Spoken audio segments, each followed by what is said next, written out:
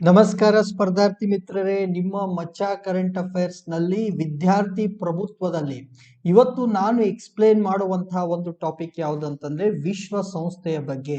Okay, United Nations ಅಥವಾ ವಿಶ್ವಸಂಸ್ಥೆ ಅಂತ ಕರಿತೀವಲ್ಲ, ಇದರ ಬಗ್ಗೆ ಮಾಹಿತಿಯನ್ನ ಕೊಡಿ ಅಂತ ಹೇಳಿ ಇಬ್ರು ವಿದ್ಯಾರ್ಥಿಗಳು ಕೇಳಿದ್ರು. ಒಬ್ರು ಅರುಣ್ ಕುಮಾರ್ ವಿ ಅಂತ ಹೇಳಿ ಹೊಸದುರ್ಗದವರು, ಇನ್ನೊಬ್ರು ಸುನಿಲ್ ದಿಗ್ರಾಜ್ ಅಂತ ಹೇಳಿ. ನನಗೆ ಗೊತ್ತಿಲ್ಲ ದಿಗ್ರಾಜ್ ಕರೆಕ್ಟ್ ಆಗಿ ಕನ್ನಡದಲ್ಲಿ ಬರ್ದಿದೆ ಇಲ್ಲೋ, ಯಾಕಂದ್ರೆ ಅವ್ರು ಇಂಗ್ಲಿಷ್ ಅಲ್ಲಿ ಕಳಿಸಿದ್ರು. ಸೊ ಹೀಗಾಗಿ ಸುನಿಲ್ ಅವರೇ ತಪ್ಪಾಗಿದ್ರೆ ನೋಡಿ. ಸೊ ಸುನಿಲ್ ದಿಗ್ರಾಜ್ ಅಂತ ಇವರು ರಾಯಬಾಗ್ದವರು, ನೆಕ್ಸ್ಟ್ ಅರುಣ್ ಕುಮಾರ್ ವಿ ಅಂತ ಹೊಸದುರ್ಗ. ಇಬ್ರು ಏನ್ ಮಾಡಿದ್ರು ಅಂದ್ರೆ ನನಗೆ ವಿಶ್ವಸಂಸ್ಥೆ ಬಗ್ಗೆ ತಿಳಿಸ್ಕೊಡಿ ಅಂತ ಕೇಳಿದ್ರು. ಸೊ ನಿಮಗಾಗಿ ಈ ಒಂದು ವಿಡಿಯೋನ ನಾನು ರೆಡಿ ಮಾಡ್ತಾ ಇದ್ದೀನಿ. ಜೊತೆಗೆ ಯಾರಿಗೆ ವಿಶ್ವಸಂಸ್ಥೆ ಬಗ್ಗೆ ಇನ್ನಷ್ಟು ಮಾಹಿತಿಯನ್ನ ತಿಳ್ಕೋಬೇಕು ಅಂತ ಇದೆಯಲ್ಲ, ಅವರೆಲ್ಲ ದಯವಿಟ್ಟು ಏನ್ ಮಾಡಿ ನಮ್ಮ ಒಂದು ಈ ವಿಡಿಯೋನ ವೀಕ್ಷಣೆ ಮಾಡಿ. ಸೊ ಬಹಳಷ್ಟು ಸಾರಿ ನಾನು ಹೇಳ್ತಾ ಇದ್ದೀನಿ, ಹಿಂದಿನ ಒಂದು ಕ್ಲಾಸ್ ಅಲ್ಲಿ, ಈ ವಿದ್ಯಾರ್ಥಿ ಪ್ರಭುತ್ವದ ಕ್ಲಾಸ್ ಅಲ್ಲಿ ನಾನು ಹೇಳಿದ್ದು ಏನಪ್ಪಾ ಅಂತಂದ್ರೆ, ಪ್ರಪಂಚದಲ್ಲಿ ಫಸ್ಟ್ ಟೈಮ್ ಇಂತಹ ಒಂದು ಪ್ರೋಗ್ರಾಮ್ ಬರ್ತಾ ಇದೆ. ಇಲ್ಲಿ ನೀವೇನ್ ಮಾಡಬೇಕು, ಯಾವ ವಿಷಯ ಕುರಿತು ನಿಮಗೆ ವಿಡಿಯೋ ಬೇಕು ಅಂತ ಹೇಳಬೇಕು. ಫಾರ್ ಎಕ್ಸಾಂಪಲ್ ನಾವು ಯಾವ್ಯಾವ್ದನ್ನ ಮಾಡಿದೀವಿ ಅಂತಂದ್ರೆ, ಇದು ಟೈಮ್ ಅಂಡ್ ವರ್ಕ್ ಅಂತ. ಓಕೆ, ಸೊ ಲಾಸ್ಟ್ ಟೈಮ್ ಆಗಿತ್ತು ಟೈಮ್ ಅಂಡ್ ವರ್ಕ್ ಮಾಡಿದ್ವಿ, ಅದಾದ್ಮೇಲೆ RBI ಮೇಲೆ ಮಾಡಿದ್ವಿ, ಅದಾದ್ಮೇಲೆ ಸಂವಿಧಾನ ತಿದ್ದುಪಡಿ ಅಂತ ಹೇಳಿ. ಓಕೆ, ಸೊ ಈ ಮೂರು ವಿಷಯಗಳ ಬಗ್ಗೆ ಆಲ್ರೆಡಿ ಏನಾಗಿದೆ, ನಾವು ಕ್ಲಾಸ್ ಅನ್ನ ಮಾಡಿದ್ದೀವಿ. ಸೊ ಅದನ್ನು ಕೂಡ ನೋಡಿ. ಈ ತರ ವಿಷಯಗಳು ಬರಬೇಕು. ಫಾರ್ ಎಕ್ಸಾಂಪಲ್ ವಿಶ್ವಸಂಸ್ಥೆ, time and work, reserve bank of India, ಸಂವಿಧಾನ ತಿದ್ದುಪಡಿ, ಈ ತರ ಟಾಪಿಕ್ ಅನ್ನ ಕೊಡಿ. ಫುಲ್ ಸರ್ ಬೇಸಿಕ್ ಕಂಪ್ಯೂಟರ್ ನ ಫುಲ್ ಹೇಳಿ ಅಥವಾ ಇತಿಹಾಸವನ್ನ ಹೇಳಿ, ದಯವಿಟ್ಟು ಅದನ್ನ ಮಾಡ್ಕೋಬಿಡಿ. ಇನ್ನೂವರೆಗೂ ಅದೇ ತರ ಬಹಳಷ್ಟು ಜನ ಹೇಳ್ತಿದ್ರ. ಸ್ಪೆಸಿಫಿಕ್ ಆಗಿ ಒಂದು 40-45 ನಿಮಿಷದಲ್ಲಿ ಮುಗಿಸುವಂತಹ ವಿಷಯದ ಬಗ್ಗೆ ಏನ್ ಮಾಡ್ಬೇಕು, ನೀವು ನಮ್ಗೆ ವಾಟ್ಸಪ್ ಮಾಡಬೇಕು. ಸೊ ಯಾವ ವಿಷಯ ಬೇಕು ಅಂತ, ಈ ತರವಾದಂತಹ 40-45 ನಿಮಿಷದಲ್ಲಿ ಮುಗಿಯುವಂತ ವಿಷಯ, ನಿಮ್ಮ ಹೆಸರು, ನಿಮ್ಮ ಊರನ್ನ ದಯವಿಟ್ಟು ವಾಟ್ಸಪ್ ಅಲ್ಲಿ ಹೇಳಿ. ಈ ತರ ಕಮೆಂಟ್ ಮಾಡಕ್ ಹೋಗ್ಬಿಡಿ, ಸರ್ ಅದನ್ನ ಮಾಡಿ ಇದನ್ನ ಮಾಡಿ ಅಂತ ಹೇಳಿ ಯೂಟ್ಯೂಬ್ ವಿಡಿಯೋದಲ್ಲಿ ಕಮೆಂಟ್ ಸೆಕ್ಷನ್ ಅಲ್ಲಿ ಹಾಕ್ಬಿಡಿ ದಯವಿಟ್ಟು.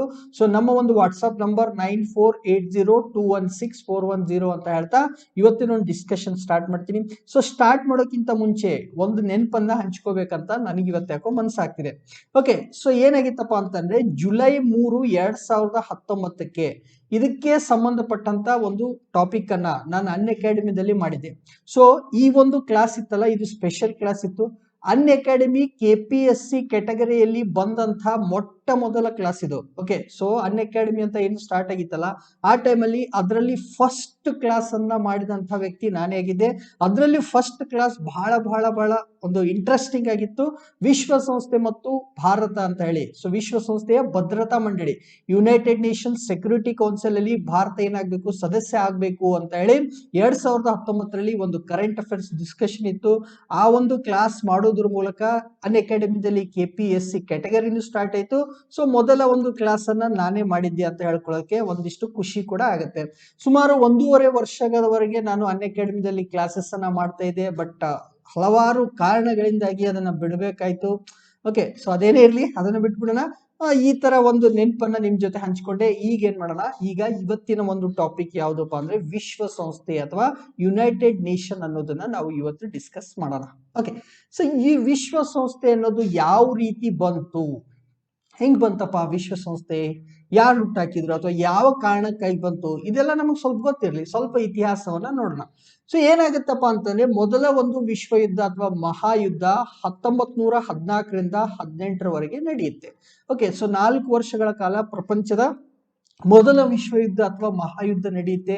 ನಡೆದ ಮೇಲೆ 2019ರ ವೇಳೆಗೆ ಪ್ಯಾರಿಸ್ ಸಮ್ಮೇಳನ ಅಥವಾ ವರ್ಸೆಲ್ಸ್ ಶಾಂತಿ ಸಮ್ಮೇಳನ ಅಂತ ಹೇಳಿ, ಈ ಸಮ್ಮೇಳನಗಳಿಂದ ಏನಾಯ್ತು, ಈ ಮೊದಲ ವಿಶ್ವಯುದ್ಧ ಅಂತ್ಯವಾಗುತ್ತೆ. ಸೊ ಈ ಒಪ್ಪಂದ ನಡೆದಾಗ ಈ ಮೊದಲ ಮಹಾಯುದ್ಧ ಏನಾಯ್ತು, ಕೊನೆಗೊಂಡಿತು. ಸೊ ಕೊನೆಗೊಂಡ ಮೇಲೆ ಎಲ್ಲಾ ದೇಶಗಳು ಯೋಚನೆ ಮಾಡಿದ್ವು, ಏನಪ್ಪಾ ಅಂತಂದ್ರೆ ಈ ಪ್ಯಾರಿಸ್ ಶಾಂತಿ ಸಮ್ಮೇಳನದಲ್ಲಿ ಭವಿಷ್ಯದಲ್ಲಿ ಏನಾಗ್ಬಾರ್ದು, ಮತ್ತೊಂದು ವಿಶ್ವಯುದ್ಧ ಆಗ್ಬಾರ್ದು. ಸೊ ನಾವು ಮಾತಾಡ್ತಿರೋದು ಯಾವ್ದ್ರ ಬಗ್ಗೆ, ಮೊದಲ ವಿಶ್ವಯುದ್ಧದ ಬಗ್ಗೆ.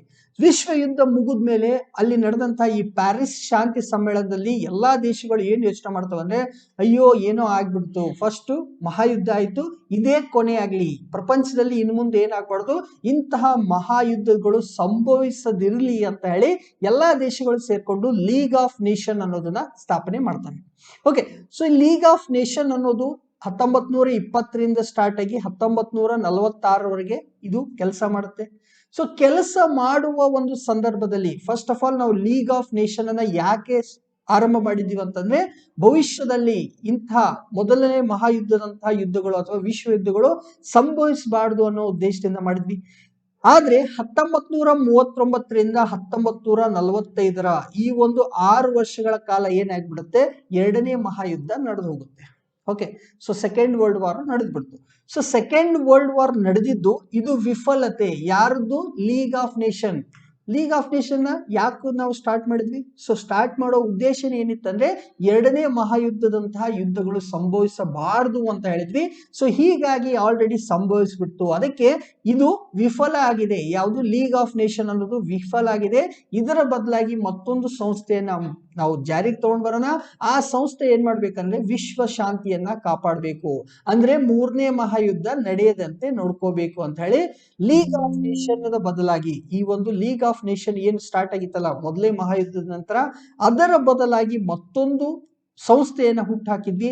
ಅಂತಹ ಒಂದು ಅಂತಾರಾಷ್ಟ್ರೀಯ ಸಂಸ್ಥೆಯನ್ನ ವಿಶ್ವ ಸಂಸ್ಥೆ ಅಥವಾ ಯುನೈಟೆಡ್ ನೇಷನ್ಸ್ ಅಂತ ಕರಿತೀವಿ. ಅದನ್ನ ಇವತ್ತು ನಾವೇನ್ ಮಾಡೋಣ, ಡಿಸ್ಕಸ್ ಮಾಡೋಣ. ಓಕೆ, ಸೊ ಬ್ಯಾಕ್ ಗ್ರೌಂಡ್ ಗೊತ್ತಾಯ್ತಾ? ಮೊದಲೇ ಮಹಾಯುದ್ಧ ನಡೀತು, ನಡೆದ್ಮೇಲೆ ದೇಶಗಳಿಗೆ ಅರ್ಥ ಆಯ್ತು ಇನ್ ಮುಂದೆ ನಾವು ಈ ತರ ಮಾಡಬಾರ್ದು, ಸೊ ನಾವೆಲ್ಲ ಯುದ್ಧವನ್ನ ಮಾಡಬಾರ್ದು, ಅದನ್ನ ತಡೆಯೋದಕ್ಕೆ ಒಂದು ಸಂಸ್ಥೆ ಇರಲಿ ಅಂತ ಹೇಳಿ ಲೀಗ್ ಆಫ್ ನೇಷನ್ ಮಾಡಿದ್ರು. ಆ ಲೀಗ್ ಆಫ್ ನೇಷನ್ ತನ್ನ ಗುರಿಯನ್ನ ತಲುಪಿಲ್ಲ ಅಥವಾ ತನ್ನ ಗುರಿಯನ್ನ ಅನುಷ್ಠಾನ ಮಾಡೋದ್ರಲ್ಲಿ ವಿಫಲ ಆಗುತ್ತೆ. ಹೀಗಾಗಿ ಎರಡನೇ ಮಹಾಯುದ್ಧ ಕೂಡ ನಡೆದು ಹೋಗುತ್ತೆ. ಸೊ ಎರಡನೇ ಮಹಾಯುದ್ಧ ಆದ್ಮೇಲೆ ಬೇಡಪ್ಪ ಇಂಥ ಒಂದು ಲೀಗ್ ಆಫ್ ನೇಷನ್ ಇದು ಕೆಲ್ಸಕ್ಕೆ ಬರಲ್ಲ ಅಂತ ಹೇಳಿ ನಾವು ಸ್ಟಾರ್ಟ್ ಮಾಡಿದ್ವಿ ಯಾವುದು, ವಿಶ್ವ ಸಂಸ್ಥೆ ಅನ್ನುವಂಥ ಒಂದು ಸಂಸ್ಥೆಯನ್ನ ಸ್ಟಾರ್ಟ್ ಮಾಡ್ತೀವಿ. ಸೊ ಈ ಸಂಸ್ಥೆ ಬರಬೇಕಾದ್ರೆ ಮೊದಲು ಏನಾಗುತ್ತೆ, ಒಂದು ಒಪ್ಪಂದ ಆಗುತ್ತೆ. ಆ ಒಪ್ಪಂದ ಅಥವಾ ಅದಕ್ಕೆ ಏನಂತ ಹೇಳ್ತೀವಿ, UN ಚಾರ್ಟರ್ ಅಥವಾ ವಿಶ್ವ ಸಂಸ್ಥೆಯ ಒಂದು ಚಾರ್ಟರ್ ಅಂತ ಕರಿತಾರೆ. ಚಾರ್ಟರ್ ಅಂತಂದ್ರೆ ಒಂದು ದಾಖಲೆ. ಓಕೆ, ಸೊ ಈ ಒಂದು ದಾಖಲೆಗೆ ಸಹಿ ಮಾಡಿದ್ದು ಯಾವಾಗ ಅಂತಂದ್ರೆ 26 ಜೂನ್ 1945ರಿಂದ ಸಹಿ ಹಾಕೋದಕ್ಕೆ ಸ್ಟಾರ್ಟ್ ಆಯ್ತು. ಯಾಕಂದ್ರೆ ಎಲ್ಲಾ ದೇಶಗಳು ಎಸ್ ಅನ್ಬೇಕಲ್ಲ, ಹೌದಪ್ಪ ನಾವು ಕೂಡ ಏನ್ ಮಾಡ್ತಿದ್ವಿ, ಈ ವಿಶ್ವಸಂಸ್ಥೆಯ ಭಾಗ ಆಗ್ತೀವಿ ಅಂತ ಹೇಳಿ ಒಪ್ಪಿಗೆಯನ್ನ ಸೂಚಿಸೋದಕ್ಕೆ ಸಹಿ ಹಾಕುವಂತ ಒಂದು ಪ್ರಕ್ರಿಯೆ ಸ್ಟಾರ್ಟ್ ಆಗಿದ್ದು ಜೂನ್ 26, 1945ರಿಂದ ಸ್ಟಾರ್ಟ್ ಆಯ್ತು. ಸೊ ಸ್ಟಾರ್ಟ್ ಆದ್ಮೇಲೆ ಬಹಳಷ್ಟು ದೇಶಗಳು ಇದಕ್ಕೆ ಸೈನ್ ಹಾಕಿದ್ಮೇಲೆ ಈ ಒಂದು ವಿಶ್ವಸಂಸ್ಥೆ ಜಾರಿಗೆ ಬಂದಿದ್ದು ಯಾವಾಗ ಅಂತಂದ್ರೆ, ಅಥವಾ ಈ ಒಂದು ಒಪ್ಪಂದ ಜಾರಿಗೆ ಬಂದಿದ್ದು, ಈ ಒಂದು ದಾಖಲೆ ಅಥವಾ ಒಪ್ಪಂದ ಜಾರಿಗೆ ಯಾವಾಗಿಂದ ಬರುತ್ತಂದ್ರೆ 24 ಅಕ್ಟೋಬರ್ 1945ರಿಂದ ಏನಾಗುತ್ತೆ, ಇದು ಜಾರಿಗೆ ಬರುತ್ತೆ.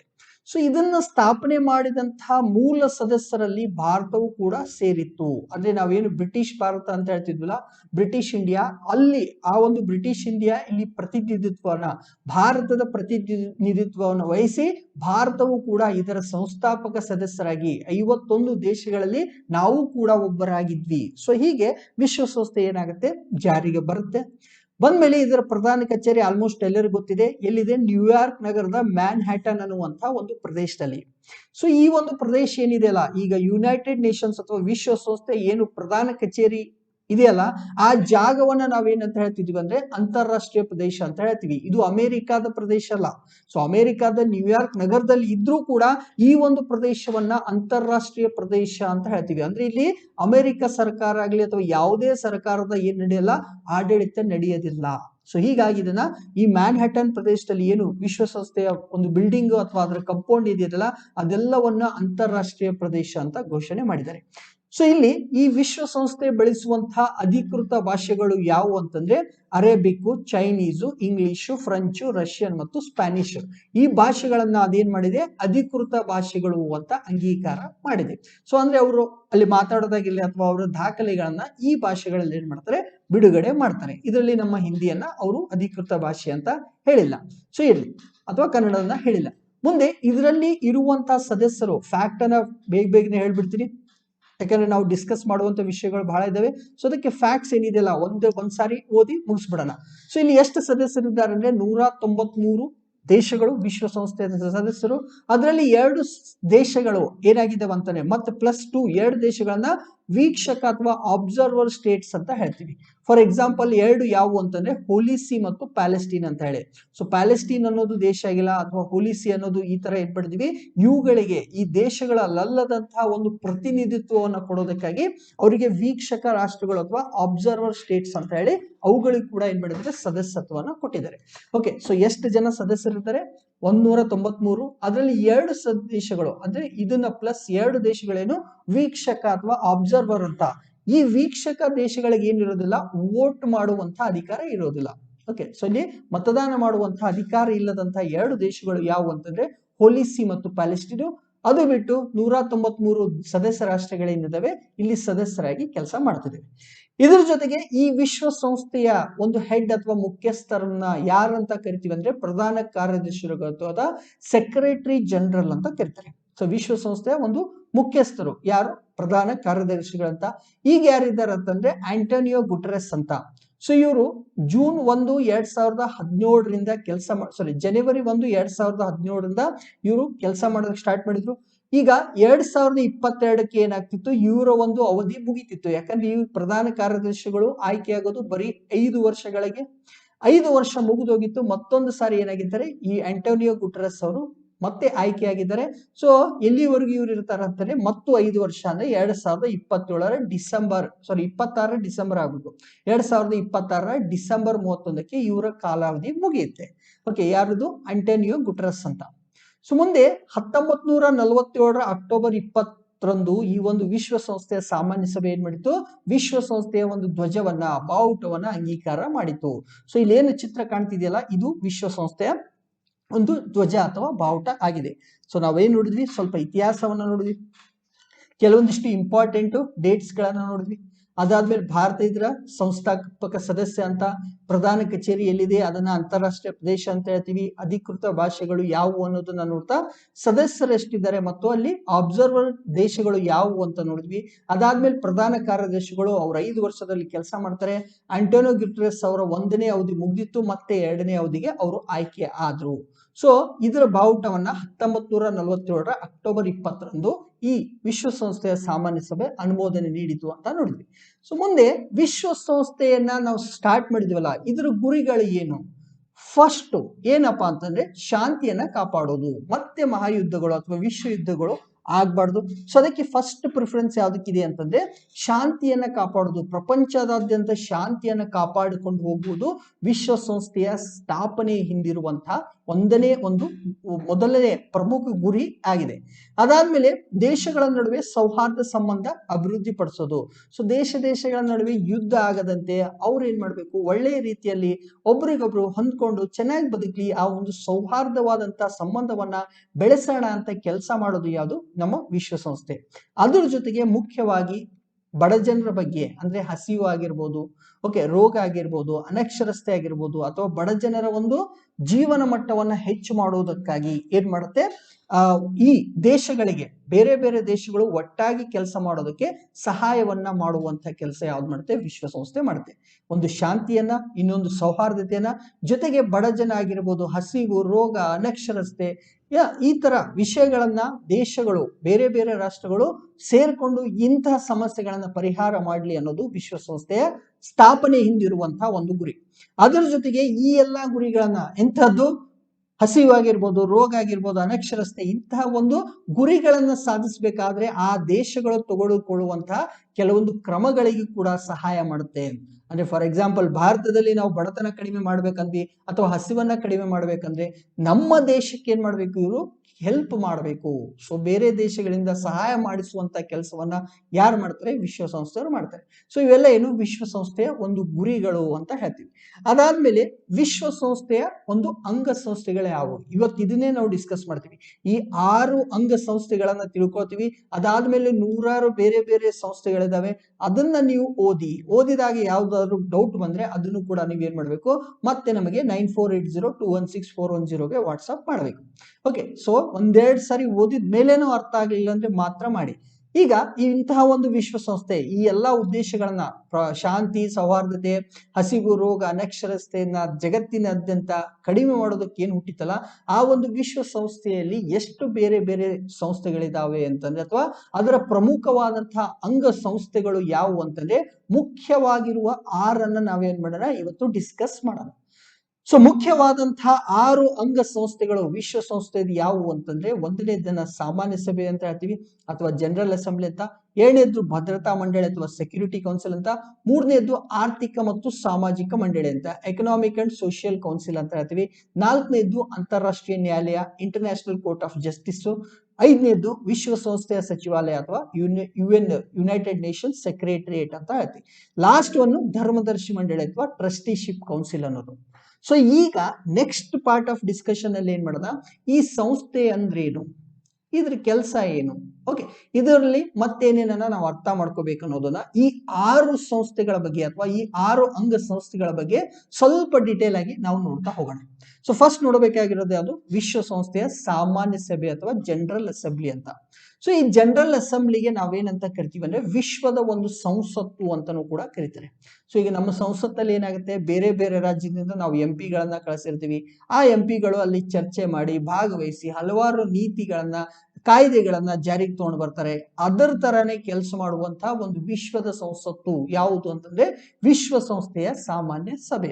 ಸೊ ನಮ್ಮ ದೇಶದ ಸಂಸತ್ತನ್ನ ಇದನ್ನ ಹೋಲಿಕೆ ಮಾಡಿ ನಾವು ಇದನ್ನ ಏನಂತ ಕರಿಬಹುದು, ವಿಶ್ವಸಂಸ್ಥೆಯ ಒಂದು ಅಥವಾ ವಿಶ್ವದ ಒಂದು ಸಂಸತ್ತು ಅಥವಾ ಏನಂತ ಹೇಳಿ ವರ್ಲ್ಡ್ ಪಾರ್ಲಿಮೆಂಟ್ ಅಂತಲೂ ಕೂಡ ಇದನ್ನ ಕರೀತಾರೆ. ಓಕೆ, ಸೊ ಇಲ್ಲಿ ಮುಖ್ಯವಾಗಿ ಬಹಳಷ್ಟು ವಿಷಯಗಳ ಬಗ್ಗೆ ವಿಚಾರಣೆ ನಡೆಯುತ್ತೆ. ಏನ್ ಮಾಡ್ಬೇಕು ಅಂತ ಹೇಳಿ ನೀತಿಗಳನ್ನ ತಗೊಂಡು ಬರೋದಾಗ್ಲಿ ಅಥವಾ ಬೇರೆ ಬೇರೆ ದೇಶಗಳು ಪ್ರತಿನಿಧಿಸುವಂತಹ ಒಂದು ಕೆಲಸವು ಕೂಡ ಎಲ್ಲಿ ನಡೆಯುತ್ತೆ, ವಿಶ್ವಸಂಸ್ಥೆಯಲ್ಲಿ ನಡೆಯುತ್ತೆ. ಸೊ ಈಗ ಆಲ್ರೆಡಿ ನಾನು ಹೇಳಿದ್ನಲ್ಲ, ಎಲ್ಲಾ 193 ಸದಸ್ಯ ರಾಷ್ಟ್ರಗಳು ಏನು ಈ ಒಂದು ವಿಶ್ವಸಂಸ್ಥೆಯಲ್ಲಿ ಚರ್ಚೆಯಲ್ಲಿ ಏನ್ ಮಾಡ್ತಾರೆ, ತಮ್ಮ ತಮ್ಮ ದೇಶವನ್ನ ಪ್ರತಿನಿಧಿಸ್ತಾರೆ. ಸೊ ಅದರ ಜೊತೆಗೆ ವಿಶ್ವಸಂಸ್ಥೆಯಲ್ಲಿರುವಂತಹ ಎಲ್ಲಾ ಸಂಸ್ಥೆಗಳು, ಬೇರೆ ಎಲ್ಲಾ ಅಂಗ ಸಂಸ್ಥೆಗಳನ್ನ ನೋಡಿದ್ರೆ ಸಾರ್ವತ್ರಿಕ ಪ್ರಾತಿನಿಧ್ಯವನ್ನ ಹೊಂದಿರುವಂತಹ ಏಕೈಕ ಸಂಸ್ಥೆ ಯಾವುದು ಅಂತಂದ್ರೆ ಈ ಸಾಮಾನ್ಯ ಸಭೆ. ಅಂದ್ರೆ ಈ 193 ಸದಸ್ಯ ರಾಷ್ಟ್ರಗಳ ಒಂದು ಪ್ರತಿನಿಧಿಗಳು ಸೇರುವಂತಹ ಒಂದೇ ಒಂದು ಸಂಸ್ಥೆ ಯಾವುದು ಅಂತಂದ್ರೆ ಅದು ಸಾಮಾನ್ಯ ಸಭೆ. ಬೇರೆ ಎಲ್ಲ ನೋಡ್ತೀವಲ್ಲ, ಇವುಗಳಲ್ಲಿ ಕೆಲವೊಂದಿಷ್ಟು ದೇಶಗಳು ಇರ್ತವೆ, ಕೆಲವೊಂದಿಷ್ಟು ದೇಶಗಳು ಇರಲ್ಲ. ಸೊ ಹೀಗಾಗಿ ಒಟ್ಟಾರೆ 193 ದೇಶಗಳು ಸೇರುವಂತಹ ಒಂದೇ ಒಂದು ಅಂಗ ಸಂಸ್ಥೆಯನ್ನ ನಾವು ನೋಡೋದಾದ್ರೆ ಅದು ಯಾವುದು, ಸಾಮಾನ್ಯ ಸಭೆಯಲ್ಲಿ. ಬೇರೆ ಕಡೆ ಎಲ್ಲರೂ ಸೇರಲ್ಲ, 193 ಸದಸ್ಯರು ಸೇರಲ್ಲ. ಸೊ ಹೀಗಾಗಿ ಸಾರ್ವತ್ರಿಕ ಪ್ರಾತಿನಿಧ್ಯ ಅಂದ್ರೆ ಎಲ್ಲಾ ದೇಶವು ಇಲ್ಲಿ ಏನಾಗ್ತಿದೆ, ಪ್ರತಿನಿಧಿಸ್ತಾ ಇದೆ ಅಂತ ನಾವು ಹೇಳ್ತಾ ಇದ್ದೀವಿ. ಅದರ ಜೊತೆಗೆ ಈಗ ಯಾವುದೋ ಒಂದು ಡಿಸ್ಕಷನ್ ಮಾಡ್ತಿದ್ರೆ ಅವಾಗ ಪ್ರತಿ ದೇಶ ಏನ್ ಮಾಡ್ಬೇಕು, ಮತದಾನ ಮಾಡ್ಬೇಕು. ಎಸ್ ಅಂತ ಆದ್ರೂ ಹೇಳ್ಬೇಕು, ಇಲ್ಲ ನೋ ಅಂತ ಹೇಳ್ಬೇಕು. ಸೊ ತಮ್ಮ ಒಂದು ಅಭಿಪ್ರಾಯವನ್ನು ಸೂಚಿಸಬೇಕು. ಇಲ್ಲಿ ಏನ್ ಮಾಡಿದೀವಿ ಅಂತಂದ್ರೆ, ಎಲ್ಲಾ ದೇಶಕ್ಕೂ ಒಂದು ಮತವನ್ನ ನೀಡಿದೀವಿ. ಆ ದೇಶ ಎಷ್ಟೇ ದೊಡ್ಡದಾಗಿರ್ಲಿ ಎಷ್ಟೇ ಸಣ್ಣದಾಗಿರ್ಲಿ ಅವುಗಳಿಗೇನು ವಿಶೇಷವಾದಂತಹ ಅಧಿಕಾರವನ್ನ ಸಾಮಾನ್ಯ ಸಭೆಯಲ್ಲಿ ಕೊಟ್ಟಿಲ್ಲ. ಎಷ್ಟೇ ದೊಡ್ಡ ದೇಶ ಆಗ್ಲಿ ಅಥವಾ ಎಷ್ಟೇ ಸಣ್ಣ ದೇಶ ಆಗ್ಲಿ ಎಲ್ಲರಿಗೂ ಒಂದು ಮತವನ್ನ ಕೊಟ್ಟಿದ್ದೀವಿ. ಅದರ ಜೊತೆಗೆ ಈಗೇನಾದ್ರೂ ಸಭೆ ನಡೀತು, ಸಭೆ ನಡೆದಾಗ ನಾವೇನ್ ಮಾಡ್ಬೋದು, ಪ್ರತಿ ರಾಷ್ಟ್ರ 5 ಜನಪ್ರತಿನಿಧಿಗಳನ್ನ ಅಥವಾ ತಮ್ಮ ಒಂದು ಪ್ರತಿನಿಧಿಗಳನ್ನ ಇಲ್ಲಿಗೆ ಕಳಿಸಬಹುದು. ಸೊ ಒಂದು ದೇಶದಿಂದ 5 ಜನ ಏನ್ ಮಾಡ್ಬೋದು, ಇಲ್ಲಿ ಹೋಗ್ಬೋದು. ಈ ಒಂದು ಸಭೆ ನಡೆದಾಗ 5 ಜನರಿಗೆ ಈ ಸಭೆಗೆ ಕಳಿಸುವಂತಹ ಒಂದು ಅಧಿಕಾರವನ್ನ ಸಾಮಾನ್ಯ ಸಭೆ ನೀಡಿದೆ. ಸೊ ಏನನ್ನ ನೋಡ್ತಾ ಇದ್ದೀವಿ ಈಗ, ವಿಶ್ವಸಂಸ್ಥೆಯ ಸಾಮಾನ್ಯ ಸಭೆಯನ್ನ ವಿಶ್ವದ ಸಂಸತ್ತು ಅಂತ ಕರೀತಾರೆ. ಯಾಕಪ್ಪ ಅಂತಂದ್ರೆ ಇಲ್ಲಿ ಏನಪ್ಪಾ ಅಂದ್ರೆ ಎಲ್ಲಾ ದೇಶಗಳು 193 ದೇಶಗಳು ಸೇರುವಂತಹ ಏಕೈಕ ವಿಶ್ವಸಂಸ್ಥೆಯ ಅಂಗಸಂಸ್ಥೆ ಯಾವುದು ಅಂತಂದ್ರೆ ಅದು ಸಾಮಾನ್ಯ ಸಭೆ ಅಂತ ನೋಡಿದ್ವಿ. ಅದಾದ್ಮೇಲೆ ಮತದಾನಕ್ಕೆ ಏನ್ ಮಾಡಿದೀವಿ, ಒಂದು ದೇಶಕ್ಕೆ ಒಂದು ವೋಟ್ ಅಂತ ಕೊಟ್ಟಿದ್ದೀವಿ. ಒಂದು ದೇಶ 5 ಜನ ಪ್ರತಿನಿಧಿಗಳನ್ನ ವಿಶ್ವಸಂಸ್ಥೆಯ ಈ ಸಾಮಾನ್ಯ ಸಭೆಗೆ ಕಳಿಸಬಹುದು ಅಂತ ನೋಡಿದ್ವಿ. ಓಕೆ, ಸೊ ಅದಾದ್ಮೇಲೆ ಈಗ ವೋಟ್ ಮಾಡ್ತಾರೆ ಅಥವಾ ಮತದಾನ ಮಾಡ್ತಾರೆ ಅಂತ ನೋಡಿದ್ವಿ.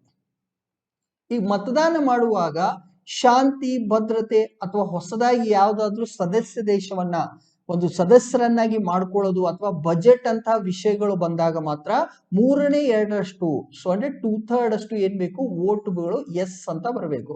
ಸೊ ಈಗ ಯಾವ್ದೋ ಒಂದು ಹೊಸ ದೇಶ ಬಂತು ಅಂತ ಹೇಳ್ಕೋಣ. ಫಾರ್ ಎಕ್ಸಾಂಪಲ್ ನಮ್ಮ ಇವರು ಯಾರು ನಿತ್ಯಾನಂದ ಸ್ವಾಮಿಗಳು ಒಂದು ಹೊಸ ದೇಶ ಮಾಡಿದ್ದಾರೆ, ಅದಕ್ಕೆ ಕೈಲಾಸ ಅಂತ ಹೆಸರು ಕೊಟ್ಟಿದ್ದಾರೆ. ಈಗ ಕೈಲಾಸ ಏನಾದ್ರೂ ಅದನ್ನ ದೇಶ ಅಂತ ಅಂಗೀಕಾರ ಮಾಡಿ ಅದು ವಿಶ್ವಸಂಸ್ಥೆಯ ಒಂದು ಏನು ಸಾಮಾನ್ಯ ಸಭೆಯಲ್ಲಿ ಅಥವಾ ವಿಶ್ವಸಂಸ್ಥೆಯ ಸದಸ್ಯತ್ವವನ್ನು ಪಡಿಬೇಕಾದ್ರೆ, ಮೆಂಬರ್ಶಿಪ್ ಅನ್ನ ನಮ್ಮ ಕೈಲಾಸ ತಗೋಬೇಕಾದ್ರೆ ಏನ್ ಮಾಡ್ಬೇಕು, ಇಲ್ಲಿ ವಿಶ್ವಸಂಸ್ಥೆಯ ಸಾಮಾನ್ಯ ಸಭೆಯಲ್ಲಿ ಈ ಎರಡನೇ ಮೂರು ಭಾಗದಷ್ಟು ಅಂದ್ರೆ 66% ಅಷ್ಟು ದೇಶಗಳು ಎಸ್ ಅಂತ ಹೇಳಬೇಕು. ಅದ್ರ ಜೊತೆಗೆ ಬಜೆಟ್ ಆಗಿರ್ಬೋದು, ಶಾಂತಿ ಭದ್ರತೆ ಅಂತಹ ಇಂಪಾರ್ಟೆಂಟ್ ಪ್ರಶ್ನೆಗಳಿಗೆ ಎಸ್ ಆರ್ ನೋ ಅಂತ ಹೇಳ್ಬೇಕಾದ್ರೆ ವೋಟಿಂಗ್ ನಡೆಯುತ್ತೆ. ವೋಟಿಂಗ್ ನಡೆದಾಗ ಎರಡನೇ ಮೂರು ಭಾಗದಷ್ಟು ಜನ ಏನನ್ಬೇಕು, ಅಥವಾ ಮೂರನೇ ಎರಡು ಭಾಗದಷ್ಟು, ನನ್ನ ಕನ್ನಡದಲ್ಲಿ ಸ್ವಲ್ಪ ಕನ್ಫ್ಯೂಸ್ ಆಗುತ್ತೆ, 2/3 ಅಷ್ಟು ದೇಶಗಳು 66% ಅಷ್ಟು ದೇಶಗಳು ಏನ್ ಮಾಡಬೇಕು, ಎಸ್ ಅಂದ್ರೆ ಅದನ್ನ ಬಹುಮತ ಅಂತ ಕರಿತೀವಿ. ಬೇರೆ ಯಾವುದೇ ಪ್ರಶ್ನೆಗಳಿದ್ರೆ ಅದನ್ನ ಸರಳ ಬಹುಮತ. ಸೊ ಸಂವಿಧಾನ ತಿದ್ದುಪಡಿಯಲ್ಲಿ ನೋಡಿದ್ವಿ, ಸರಳ ಬಹುಮತ ಅಂದ್ರೆ ಏನು, 50% ಗಿಂತ ಜಾಸ್ತಿ ಜನ ಎಸ್ ಅಂದ್ರೆ ಅದನ್ನ ಸರಳ ಬಹುಮತ ಅಂತ ಹೇಳ್ತೀವಿ. ಸೊ ಅಷ್ಟು ಜನ ಎಸ್ ಅಂತ ಹೇಳಬೇಕು. ಓಕೆ, ಸೊ ಇಲ್ಲಿ ಏನಾಗುತ್ತೆ ಅಂದ್ರೆ ಈ ಸಾಮಾನ್ಯ ಸಭೆಯಲ್ಲಿ ಅಧ್ಯಕ್ಷರಂತ ಇದೇ ದೇಶಗಳಿಂದ, ಈಗೇನು 193 ದೇಶಗಳಿದೆಯಲ್ಲ, ಆ ದೇಶದಿಂದ ಒಬ್ಬ ಪ್ರತಿನಿಧಿಯನ್ನ ನಾವು ಅಧ್ಯಕ್ಷರು ಅಂತ ಆಯ್ಕೆ ಮಾಡ್ತೀವಿ. ಸೊ ಈ ಅಧ್ಯಕ್ಷರ ಕಾಲಾವಧಿ ಏನಾಗಿರುತ್ತೆ, 1 ವರ್ಷ ಆಗಿರುತ್ತೆ. ಸೊ ಆ ಒಂದು ದೇಶದ ಪ್ರತಿನಿಧಿಗಳಿಗೆ ನಾವು ಅಧ್ಯಕ್ಷ ಸ್ಥಾನವನ್ನ ಕೊಡ್ತೀವಿ. ಸೊ ಪ್ರತಿ ವರ್ಷ ಇಲೆಕ್ಷನ್ ನಡೆಯುತ್ತೆ. ಇಲೆಕ್ಷನ್ ನಡೆದಾಗ ಸಾಮಾನ್ಯ ಸಭೆಯಲ್ಲಿ ಇರುವಂತಹ 193 ದೇಶಗಳಲ್ಲಿ ಒಂದು ದೇಶವನ್ನ ಆಯ್ಕೆ ಮಾಡ್ತೀವಿ. ಆ ದೇಶ ಆಯ್ಕೆ ಮಾಡಿದಾಗ ಆ ಅಧ್ಯಕ್ಷ ಸ್ಥಾನ ಎಷ್ಟಿರುತ್ತೆ ಅಂದ್ರೆ ಬರೀ 1 ವರ್ಷದವರಿಗೆ ಮಾತ್ರ ಇರುತ್ತೆ. ನೆಕ್ಸ್ಟ್, ಫಸ್ಟ್ ಟೈಮ್ ಇಂತಹ ಒಂದು ಸಾಮಾನ್ಯ ಸಭೆ ಜರುಗಿದ್ದು ಯಾವಾಗ ಅಂತಂದ್ರೆ 1946 ಜನವರಿ 10ರಂದು ವಿಶ್ವಸಂಸ್ಥೆಯ ಸಾಮಾನ್ಯ ಸಭೆಯ ಮೊದಲ ಒಂದು ಸಭೆ ನಡೆದಿತ್ತು. ಎಲ್ಲಿ? ನ್ಯೂಯಾರ್ಕ್ ಅಲ್ಲಿ. ಓಕೆ, ಸೊ ನ್ಯೂಯಾರ್ಕ್ ಅಲ್ಲಿ ಇದು ನಡೆಯುತ್ತೆ.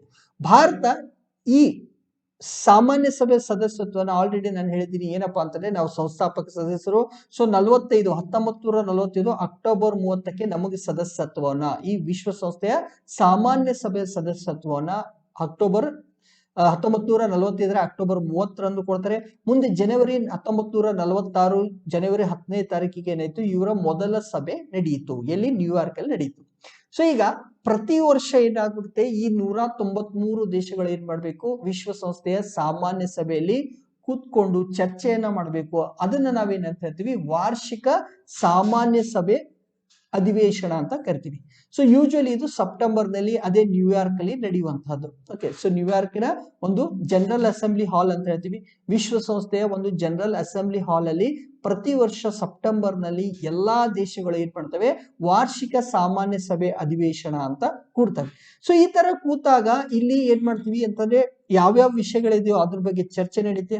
ಚರ್ಚೆ ನಡೆದಾಗ ದೇಶದ ಒಂದು ಮುಖ್ಯಸ್ಥರು ಅಂದ್ರೆ ಪ್ರಧಾನಮಂತ್ರಿಗಳು, ರಾಷ್ಟ್ರಪತಿಗಳು ಇಂಥವ್ರು ಏನ್ ಮಾಡ್ತಾರೆ, ಭಾಗವಹಿಸಿ ಅಲ್ಲಿ ಭಾಷಣವನ್ನು ಕೂಡ ಮಾಡ್ತಾರೆ. ಸೊ ಆ ವಿಷಯಕ್ಕೆ ಸಂಬಂಧಪಟ್ಟಂತೆ ಇವರು ಸ್ಪೀಚ್ ಕೂಡ ಕೊಡ್ತಾರೆ. ಸೊ ಅಂತಹ ಒಂದು ಸಭೆ ಕೊಡುವರಲ್ಲಿ ಪ್ರಥಮ ಬಾರಿ ಹಿಂದಿ ಭಾಷೆಯಲ್ಲಿ ಮಾತಾಡಿದಂತಹ ಪ್ರಥಮ ಪ್ರಧಾನಿ ಯಾರು ಅಂತಂದ್ರೆ ಅಟಲ್ ಬಿಹಾರಿ ವಾಜಪೇಯಿ ಅವರು. ಸೊ ಇದೊಂದು ಗೊತ್ತಿರಲಿ. ಈ ತರ ನಾವು ಸಭೆಗಳನ್ನ ಕರಿತೀವಿ. ಯಾರು? ವಿಶ್ವಸಂಸ್ಥೆಯವರು. ಯಾವಾಗ ನಡೆಯುತ್ತೆ? ಸೆಪ್ಟೆಂಬರ್ ನಲ್ಲಿ ನಡೆಯುತ್ತೆ. ಎಲ್ಲಿ? ನ್ಯೂಯಾರ್ಕ್ ಅಲ್ಲಿ. ಅದನ್ನ ಆ ಒಂದು ಸ್ಥಳವನ್ನ ನಾವೇನಂತ ಹೇಳ್ತಿದ್ವಿ, ಜನರಲ್ ಅಸೆಂಬ್ಲಿ ಹಾಲ್ ಅಂತ ಹೇಳ್ತಿದ್ವಿ. ಸೊ ಈ ತರ ನಡೆದಾಗ ಚರ್ಚೆ ಮಾಡಬೇಕು. ಚರ್ಚೆ ಮಾಡಿದಾಗ ಕೆಲವೊಂದಿಷ್ಟು ದೇಶದ ಪ್ರಧಾನಿಗಳು, ರಾಷ್ಟ್ರಪತಿಗಳು ಭಾಷಣ ಮಾಡ್ತಾರೆ. ಅಂತ ಒಂದು ಭಾಷಣವನ್ನ ಹಿಂದಿಯಲ್ಲಿ ಮೊದಲು ಮಾಡಿದಂತಹ ದೇಶದ ಮೊದಲ ಪ್ರಧಾನಿ ಯಾರು? ಅಟಲ್ ಬಿಹಾರಿ ವಾಜಪೇಯಿ ಅವರು. ಹಾಗಾದ್ರೆ ಎರಡನೇ ಪ್ರಧಾನಿ ಯಾರು ಅನ್ನೋದನ್ನ ನೀವೇನ್ ಮಾಡ್ಬೇಕು, ಕಮೆಂಟ್ ಅಲ್ಲಿ ಹೇಳಬೇಕು. ಸೊ ಎಷ್ಟು ಜನ ನೋಡ್ತಿದ್ದೀರಾ ಅಂತ ನನಗೆ ಅದೊಂದು ನೀನು ತಿಳಿಬೇಕಲ್ಲ, ಎಷ್ಟು ಜನ ನಿಜವಾಗ್ಲೂ ನೋಡ್ತಿದ್ದಾರೆ. ವ್ಯೂಸ್ ಬೇರೆ, ನಿಜವಾಗ್ಲೂ ನೋಡೋದು ಬೇರೆ. ಸೊ ಹೀಗಾಗಿ ನೀವು ನೋಡ್ತಾ ಇದ್ರೆ ನಿಮ್ಗೆ ಗೊತ್ತಿದ್ರೆ ಎಸ್ ಗೊತ್ತಿದೆ ಅಂತ ಹೇಳಿ, ಗೊತ್ತಿಲ್ಲ ಅಂತಂದ್ರೆ ನೋ ಅಂತ ಬರೀರಿ. ಸೊ ಎಸ್ ಆರ್ ನೋ ಅಂತ ಹೇಳಿ, ಗೊತ್ತಿದ್ರೆ ಹೆಸರು ಬರೀಬೇಕು. ಎರಡನೇ ಒಂದು ಪ್ರಧಾನಿ ಯಾರು?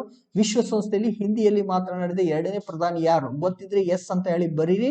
ಗೊತ್ತಿಲ್ಲ ಅಂತಂದ್ರೆ ಕಮೆಂಟ್ ಬಾಕ್ಸ್ ಅಲ್ಲಿ ನೋ ಅಂತ ಹೇಳಿ. ಅಂದ್ರೆ ಎಷ್ಟು ಜನ ಸೀರಿಯಸ್ ಆಗಿ ಇಲ್ಲಿವರೆಗೂ ನೋಡಿದಾರಂತ ನನಗೊಂದು ಐಡಿಯಾ ಬರುತ್ತೆ. ಓಕೆ, ಸೊ ಇದಾದ್ಮೇಲೆ ಇಷ್ಟೆಲ್ಲ ನಾವು ಎದ್ರ ಬಗ್ಗೆ ಹೇಳಿದ್ವಿ. ಒಂದನೇ ಒಂದು ಸಭೆ ಯಾವುದು? ಅದು ಸಾಮಾನ್ಯ ಸಭೆ ಅಂತ. 6 ಏನ್ ಮಾಡ್ಬೇಕು, ಅಂಗ ಸಂಸ್ಥೆಗಳ ಬಗ್ಗೆ ಮಾತಾಡಬೇಕು. ಈಗ ಒಂದೇದು ಮುಗೀತು, ಯಾವುದು? ಸಾಮಾನ್ಯ ಸಭೆ ಬಗ್ಗೆ ತಿಳ್ಕೊಂಡ್ವಿ. ನೆಕ್ಸ್ಟ್ ತಿಳ್ಕೊಬೇಕಾಗಿದ್ದು ಯಾವುದು? ಭದ್ರತಾ ಮಂಡಳಿ ಅಥವಾ ಸೆಕ್ಯೂರಿಟಿ ಕೌನ್ಸಿಲ್ ಬಗ್ಗೆ. ಇದು ಬಹಳ ಬಹಳ ಬಹಳ ಅಂದ್ರೆ ಬಹಳ ಇಂಪಾರ್ಟೆಂಟ್. ಸೊ ಈಗ ಸೆಕ್ಯೂರಿಟಿ ಕೌನ್ಸಿಲ್ ಬಗ್ಗೆ ಹೋಗೋಣ. ಸೊ ಈ ಸೆಕ್ಯೂರಿಟಿ ಕೌನ್ಸಿಲ್ ಅನ್ನೋದನ್ನ UN ಚಾರ್ಟರ್ ಆರ್ಟಿಕಲ್ 23 ಅಥವಾ ಆ ಒಂದು ಒಪ್ಪಂದ, ಆ ಒಂದು ದಾಖಲೆ, ಸೊ ಆ ದಾಖಲೆಯ ಆರ್ಟಿಕಲ್ 23ರ ಅಡಿಯಲ್ಲಿ ಏನ್ ಮಾಡಿದ್ದಾರೆ, ಸ್ಥಾಪನೆ ಮಾಡಿದ್ದಾರೆ. ಇದರಲ್ಲಿ 15 ಸದಸ್ಯರು ಇರ್ತಾರೆ. ಸೊ ಸಾಮಾನ್ಯ ಸಭೆಯಲ್ಲಿ ಎಷ್ಟು ಜನ ಇದ್ರು? 193 ಸದಸ್ಯರಿದ್ರು. ಇಲ್ಲಿ ಇರುವಂತವ್ರು ಎಷ್ಟು? ಬರೀ 15 ಸದಸ್ಯರು. ಇದನ್ನ ನಾವು ವಿಶ್ವಸಂಸ್ಥೆಯ ಭದ್ರತಾ ಮಂಡಳಿ ಅಥವಾ ಸೆಕ್ಯೂರಿಟಿ ಕೌನ್ಸಿಲ್ ಅಂತ ಕರಿತೀವಿ. ಯಾರು 15 ಜನ ಅಂತಂದ್ರೆ 5 ಜನ ಪರ್ಮನೆಂಟ್ ಶಾಶ್ವತ, ಇವರೆಂದು ಇದನ್ನ ಬಿಟ್ಟು ಹೋಗಲ್ಲ. ಓಕೆ, ಭದ್ರತಾ ಮಂಡಳಿ ಕಾಯಮಾಗಿ ಪ್ರತಿ ವರ್ಷ ಸಭೆ ಸೇರಿದಾಗ, ವಿಶ್ವಸಂಸ್ಥೆಯ ಭದ್ರತಾ ಮಂಡಳಿ ಸಭೆ ಸೇರಿದಾಗ 5 ಜನ ಯಾವಾಗ್ಲೂ ಇರ್ತಾರೆ. ಅವ್ರನ್ನ ನಾವು ಶಾಶ್ವತ ಸದಸ್ಯರು ಅಥವಾ ಕಾಯಂ ಸದಸ್ಯರು ಅಥವಾ ಪರ್ಮನೆಂಟ್ 5 ಅಥವಾ ಶಾರ್ಟ್ ಆಗಿ P5 ಅಂತ ಕರಿತೀವಿ. ಯಾವುವು ಅಂತಂದ್ರೆ America, Russia, China, France, Britain. Already ನಿಮಗೆ ಇದು ಗೊತ್ತಿರುತ್ತೆ. ಓಕೆ, ಸೊ ಅಂದ್ರೆ ಎರಡನೇ ಮಹಾಯುದ್ಧದಲ್ಲಿ ಏನು ಜಯಶಾಲಿಯಾದಂತಹ ರಾಷ್ಟ್ರಗಳಿದ್ವೋ ಆ 5 ದೇಶಗಳು ಅಮೆರಿಕ, ರಷ್ಯಾ, ಚೀನಾ, ಫ್ರಾನ್ಸ್ ಮತ್ತು ಬ್ರಿಟನ್ ಇವೇನು ಪರ್ಮನೆಂಟ್ 5 ಅಥವಾ P5 ದೇಶಗಳು. ವಿಶ್ವಸಂಸ್ಥೆಯ 15 ಸದಸ್ಯರಲ್ಲಿ ಇರುವಂತಹ 5 ಕಾಯಂ ಸದಸ್ಯರು ಇವರಾಗಿರ್ತಾರೆ. ಅದಾದ್ಮೇಲೆ ಕಾಯಂ ಅಲ್ಲ, ಶಾಶ್ವತವಲ್ಲದ ಸದಸ್ಯರು 10 ಜನ ಇರ್ತಾರೆ. ಆ 10 ಜನರನ್ನ ನಾವು ಯಾವ ರೀತಿಯಾಗಿ ಆಯ್ಕೆ ಮಾಡ್ತೀವಿ ಅಂತಂದ್ರೆ ಪ್ರತಿ 2 ವರ್ಷದ ಪ್ರತಿ ವರ್ಷ 5 ಜನರನ್ನ ಆಯ್ಕೆ ಮಾಡ್ತೀವಿ. ಈಗ 5 ಜನ ಏನು ಕಾಯಂ ಆದ್ರು, ಇವ್ರ 5 ಜನ ಕಾಯಂ P5 ಅಂತ ಕರೆದ್ವಿ. ಅದಾದ್ಮೇಲೆ ಉಳಿದಿದ್ದೆಷ್ಟು 10 ಜನ. ಆ 10 ಜನರಲ್ಲಿ 5 ದೇಶಗಳನ್ನ ನಾವು ಏನ್ ಮಾಡ್ತಿದ್ವಿ ಅಂದ್ರೆ 2 ವರ್ಷದ ಅವಧಿಗೆ ಕಳಿಸ್ತೀವಿ. ಈಗ ಫಾರ್ ಎಕ್ಸಾಂಪಲ್ 2021ರಲ್ಲಿ ಇವ್ರನ್ನ ಕಳಿಸಿದ್ವಿ. ಅವ್ರು ಯಾವಾಗ 2 ವರ್ಷ ಅಂತಂದ್ರೆ 2023ಕ್ಕೆ ಮುಗೀತೆ. ಮುಂದೆ 2022ರಲ್ಲಿ ಮತ್ತೆ ಆಯ್ಕೆ ಮಾಡಿದ್ವಿ, ಅವ್ರದ್ದು ಮುಗಿಯೋದು 2024ಕ್ಕೆ. ಸೊ ಹೀಗೆ ಪ್ರತಿ ವರ್ಷ 5 ಜನ ರಿಟೈರ್ಡ್ ಆಗ್ತಾರೆ. ನೋಡಿ, 21ರಲ್ಲಿ ಆಯ್ಕೆ ಮಾಡಿದವ್ರು ರಿಟೈರ್ಡ್ ಆಗೋದು ಯಾವಾಗ 23ಕ್ಕೆ ಆಯ್ಕೆ ಆದ್ರೆ ಅವ್ರು ರಿಟೈರ್ಡ್ ಆಗೋದು ಯಾವುದು 2025ಕ್ಕೆ. ಅಂದ್ರೆ ಈ ವರ್ಷ ರಿಟೈರ್ಡ್ ಆದ್ರು, ಆ ವರ್ಷ ಮತ್ತೆ 5 ಜನ ಹಾಕಿದ್ವಿ, ಅವರು 2025ಕ್ಕೆ ರಿಟೈರ್ಡ್ ಆಗ್ತಾರೆ. 2024ಕ್ಕೆ ಹಾಕಿದವರು 2026ಕ್ಕೆ ರಿಟೈರ್ಡ್ ಆಗ್ತಾರೆ. ನೋಡಿ, 21, 22, 23, 24, 25, 26. ಸೊ ಹೀಗೆ ಪ್ರತಿ ವರ್ಷ ಏನಾಗ್ಬೇಕು, 5 ಜನ ಹೊಸವರು ಸೇರ್ಕೋಬೇಕು, 5 ಜನ ಹಳಬರು ರಿಟೈರ್ಡ್ ಆಗ್ಬೇಕು. ಸೊ ಈ ರೀತಿ ನಾವೇನ್ ಮಾಡ್ತಿದೀವಿ ಅಂದ್ರೆ 10 ಜನ ಶಾಶ್ವತವಲ್ಲದಂತಹ ಸದಸ್ಯರನ್ನ ಹಾಕೊಳ್ತೀವಿ. ಪ್ರತಿ ವರ್ಷ 5 ಜನ ಹೊಸದಾಗಿ ಹೋದ್ರು, ಹಿಂದಿನ 2 ವರ್ಷದಿಂದ ಆಯ್ಕೆ ಆದವರು ಹೊರಗಡೆ ಬಂದ್ರು. ಸೊ ಈ ರೀತಿಯಾಗಿ ಕೆಲಸ ಮಾಡೋದು ಯಾವುದು, ಈ ಒಂದು ಭದ್ರತಾ ಮಂಡಳಿಯ 15 ಸದಸ್ಯರು. ಅದರಲ್ಲಿ 5 ಜನ ಪರ್ಮನೆಂಟು, 10 ಜನ ಪರ್ಮನೆಂಟ್ ಅಲ್ಲ ಅಥವಾ ಶಾಶ್ವತವಾದವರು ಅಲ್ಲ. ಈ 10 ಜನರನ್ನ ನಾವೇನ್ ಆಯ್ಕೆ ಮಾಡ್ತಿದ್ವಲ್ಲ, ಅದರಲ್ಲಿ ಕೂಡ ಒಂದು ಫ್ಯಾಕ್ಟರ್ ಇದೆ. ನಾವೇನ್ ಮಾಡ್ತಿದ್ವಿ ಅಂತಂದ್ರೆ ಪ್ರಪಂಚದಲ್ಲಿ ಎಲ್ಲಾ ಮೂಲೆಗಳಿಂದ ಅಥವಾ ಎಲ್ಲಾ ಖಂಡಗಳಿಂದ ಅಥವಾ ಎಲ್ಲಾ ಪ್ರದೇಶದಿಂದ ಸಮಾನವಾದಂತ ಪ್ರಾತಿನಿಧ್ಯ ಸಿಗಲಿ. ಸೊ ಅಲ್ಲೂ ಕೂಡ ನಾವು ರೂಲ್ಸ್ ಅನ್ನ ಹಾಕಿದ್ವಿ. ಈಗ 10 ಜನ ಇದಾರಲ್ಲ, ಈ 10 ಜನರನ್ನು ಯಾವ ರೀತಿ ಆಯ್ಕೆ ಮಾಡಬೇಕಾದ್ರೆ 5 ಜನ ಅಥವಾ 5 ದೇಶಗಳು ಎಲ್ಲಿಂದ ಬರಬೇಕು, ಆಫ್ರಿಕಾ ಮತ್ತು ಏಷ್ಯಾದಿಂದ ಬಂದವರು 5 ಜನ ಇರಬೇಕು. 2 ಜನ ಈ ಲ್ಯಾಟಿನ್ ಅಮೆರಿಕಾ ಅಂತ ಹೇಳಿ, ಸೊ ಈಗ ಮೇಲಿನ ಅಮೆರಿಕಾ ಕೆಳಗಿನ ಅಮೆರಿಕಾ ನಡುವೆ ಬರ್ತಲ್ಲ, ನಾರ್ತ್ ಅಮೆರಿಕಾ ಸೌತ್ ಅಮೆರಿಕಾ ನಡುವೆ ಬರುವಂತ ಒಂದು ಪ್ರದೇಶವನ್ನ ಲ್ಯಾಟಿನ್ ಅಮೆರಿಕಾ ಅಂತ ಹೇಳ್ತೀವಿ. ಅಲ್ಲಿಂದ 2 ಬರಬೇಕು. ಒಬ್ರು ಪೂರ್ವ ಯುರೋಪಿನಿಂದ ಬರಬೇಕು, ಇಬ್ರು ಪಶ್ಚಿಮ ಯುರೋಪ್ ಅಥವಾ ಬೇರೆ ಪ್ರದೇಶದಿಂದ ಬರಬೇಕು ಅನ್ನುವಂತ ರೂಲ್ಸ್ ಇದೆ. ಸೊ ಈಗ ನಾವು ನಾನ್ ಪರ್ಮನೆಂಟ್ ಅಂತ ಹೇಳ್ತೀವಲ್ಲ, ಕಾಯಂ ಅಲ್ಲದಂತಹ 10 ಜನರನ್ನ, ಶಾಶ್ವತವಲ್ಲದಂತಹ 10 ಜನರನ್ನ ಆಯ್ಕೆ ಮಾಡೋದಕ್ಕೆ ಈ ರೂಲ್ಸ್ ಅನ್ನ ಅಪ್ಲೈ ಮಾಡ್ತಾರೆ. ಅದರಲ್ಲಿ ಅರ್ಧ ಜನ ಎಲ್ಲಿಂದ ಬರಬೇಕು, ಏಷ್ಯಾ ಮತ್ತು ಆಫ್ರಿಕಾದಿಂದ ಬರಬೇಕು. 2 ಜನ ಲ್ಯಾಟಿನ್ ಅಮೆರಿಕದಿಂದ, ಒಬ್ರು ಪೂರ್ವ ಯುರೋಪ್ನಿಂದ ಬಂದ್ರೆ ಇಬ್ರು ಪಶ್ಚಿಮ ಅಮೆರಿಕ ಪೂರ್ವ ಯುರೋಪ್, ಪಶ್ಚಿಮ ಯುರೋಪ್ ಅಥವಾ ಇತರ ಪ್ರದೇಶದಿಂದ ಬರಬೇಕು ಅನ್ನುವಂತ ರೂಲ್ಸ್ ಅನ್ನ ಹಾಕೊಂಡಿದ್ದಾರೆ. ಅದಾದ್ಮೇಲೆ ಇಲ್ಲಿ ಏನು 15 ಜನ ಕೂತಿರ್ತಾರಲ್ಲ, ಆ 15 ಜನರು ಏನ್ ಕೂತಾಗ ಪ್ರತಿ ವರ್ಷ ಇಲ್ಲೂ ಕೂಡ ಇಲ್ಲಿ ಏನಾಗ್ತಾರೆ, ಒಬ್ರು ಅಧ್ಯಕ್ಷರಾಗಿ ಕೆಲಸ ಮಾಡ್ತಾರೆ. ಓಕೆ, 15 ಜನರಲ್ಲಿ 5 ಜನ ಪರ್ಮನೆಂಟು, 10 ಜನ ಟೆಂಪರರಿ. ಸೊ 15 ಜನ ಇರ್ತಾರಲ್ಲ, 1 ವರ್ಷದ ಅವಧಿಗೆ ಒಂದು ದೇಶ ಏನಾಗುತ್ತೆ ಅಲ್ಲಿ ಅಧ್ಯಕ್ಷ ಆಗಿ ಕೆಲಸ ಮಾಡುತ್ತೆ. ಆ ಅಧ್ಯಕ್ಷ ಆಗಿ ಕೆಲಸ ಮಾಡೋದಕ್ಕೆ ನಾವೇನ್ ಮಾಡ್ತೀವಿ, ಇಂಗ್ಲಿಷ್ ವರ್ಣಮಾಲೆಯ ಪ್ರಕಾರ ಇದನ್ನ ಕೆಲಸ ಮಾಡಿಸ್ತೀವಿ. ಅಂದ್ರೆ ABCD ಅಂತ ಹೇಳಿ ಆ ದೇಶಗಳ ಹೆಸರನ್ನ ಬರೀಬೇಕು. ಫಾರ್ ಎಕ್ಸಾಂಪಲ್, ಈಗ ಯಾವುದೋ ಒಂದು ದೇಶ B ಇಂದ ಸ್ಟಾರ್ಟ್ ಆದ್ರೆ ಮುಂದಿನ ವರ್ಷ C ಅಂತ ಅದ್ರಲ್ಲಿ ಬರೋದ್ರಲ್ಲಿ ಫಸ್ಟ್ ಯಾವ್ದಿರುತ್ತೋ ಆ ದೇಶವನ್ನ ಅಧ್ಯಕ್ಷ ಅಂತ ಹೇಳಿ, ಅಲ್ಲಿ ಯಾವುದೇ ಪಾಲಿಟಿಕ್ಸ್ ಇಲ್ಲ, ಅಲ್ಫಾಬೆಟಿಕಲ್ ಆರ್ಡರ್ ಅಲ್ಲಿ ಯಾರು ಸಿಗ್ತಾರೋ ಅಂತಹ ದೇಶವನ್ನ ನಾವೇನ್ ಮಾಡ್ತಿದ್ವಿ, ವರ್ಣಮಾಲೆಯ ಪ್ರಕಾರ ಇವ್ರನ್ನ ಸುತ್ತುವ ಒಂದು ಪದ್ಧತಿಯಲ್ಲಿ ಆಯ್ಕೆ ಮಾಡ್ತೀವಿ. ಅಂದ್ರೆ 15 ದೇಶಗಳ ಹೆಸರನ್ನ ಬರಿಬೇಕು. ಈಗ ರಿಟೈರ್ಡ್ ಆದ್ಮೇಲೆ ಮತ್ತೆ ಮುಂದಿನ ಲೆಟರ್ ಯಾವ್ದಿದೆ ಅಂತ ನೋಡ್ತಾ ಅಧ್ಯಕ್ಷರನ್ನ ಮಾಡ್ತಾ ಹೋಗ್ತೀವಿ. ಸೊ ಇದು ಏನು 1 ವರ್ಷದ ಅವಧಿಗೆ ಮಾತ್ರ.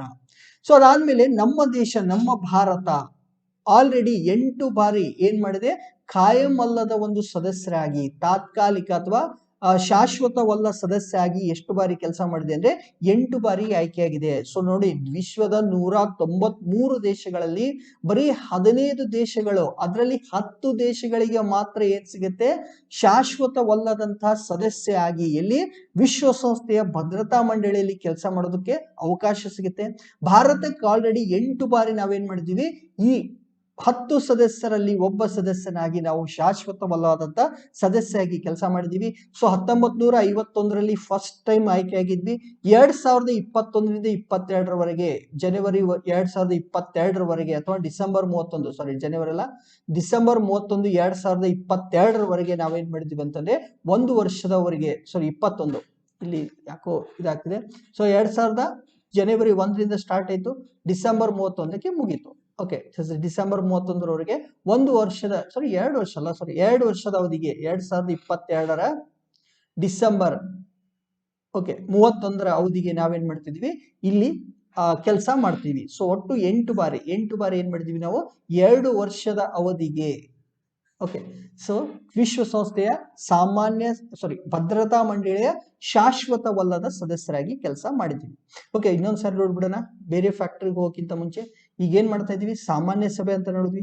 ಅಲ್ಲಿ ಸಾಮಾನ್ಯ ಸಭೆಯಲ್ಲಿ ಸಭೆ ನಡೆಯುತ್ತೆ, ಏನೇನ್ ಮಾಡ್ತಾರೆ, ಎಷ್ಟು ಜನ ಸದಸ್ಯರಿದ್ದಾರೆ, ವೋಟಿಂಗ್ ಒಬ್ರಿಗೆ ಒಂದು ಅಂತ ಇಲ್ಲ ನೋಡ್ತಾ, ಮುಂದಿನ ಒಂದು ವಿಷಯ ಏನಾಗಿತ್ತು, ಭದ್ರತಾ ಮಂಡಳಿ ಅಂತ 15 ಜನ ಸದಸ್ಯರಿರ್ತಾರೆ, 5 ಜನ ಪರ್ಮನೆಂಟ್, 10 ಜನ ಟೆಂಪ್ರರಿ ಅಂತ. ಸೊ ಟೆಂಪ್ರರಿಯಲ್ಲಿ 10 ಜನರನ್ನ ಯಾವ ರೀತಿ ಆಯ್ಕೆ ಮಾಡ್ತಾರೆ, ಭಾರತ ಏನಾಗಿತ್ತು 8 ಬಾರಿ ಇನ್ನುವರೆಗೂ ಆಯ್ಕೆ ಆಗಿತ್ತು ಅನ್ನೋದನ್ನ ನಾವು ನೋಡಿದ್ವಿ. ಓಕೆ, ಅಧ್ಯಕ್ಷ ಪದವಿಯನ್ನು ಏನ್ ಮಾಡ್ತಿದ್ರೆ ಅಲ್ಫಾಬೆಟಿಕಲ್ ಆರ್ಡರ್ ಅಲ್ಲಿ ಕೊಡ್ತಾರೆ ಅಂತ ಅನ್ನೋದನ್ನ ನಾವು ನೋಡಿದ್ವಿ.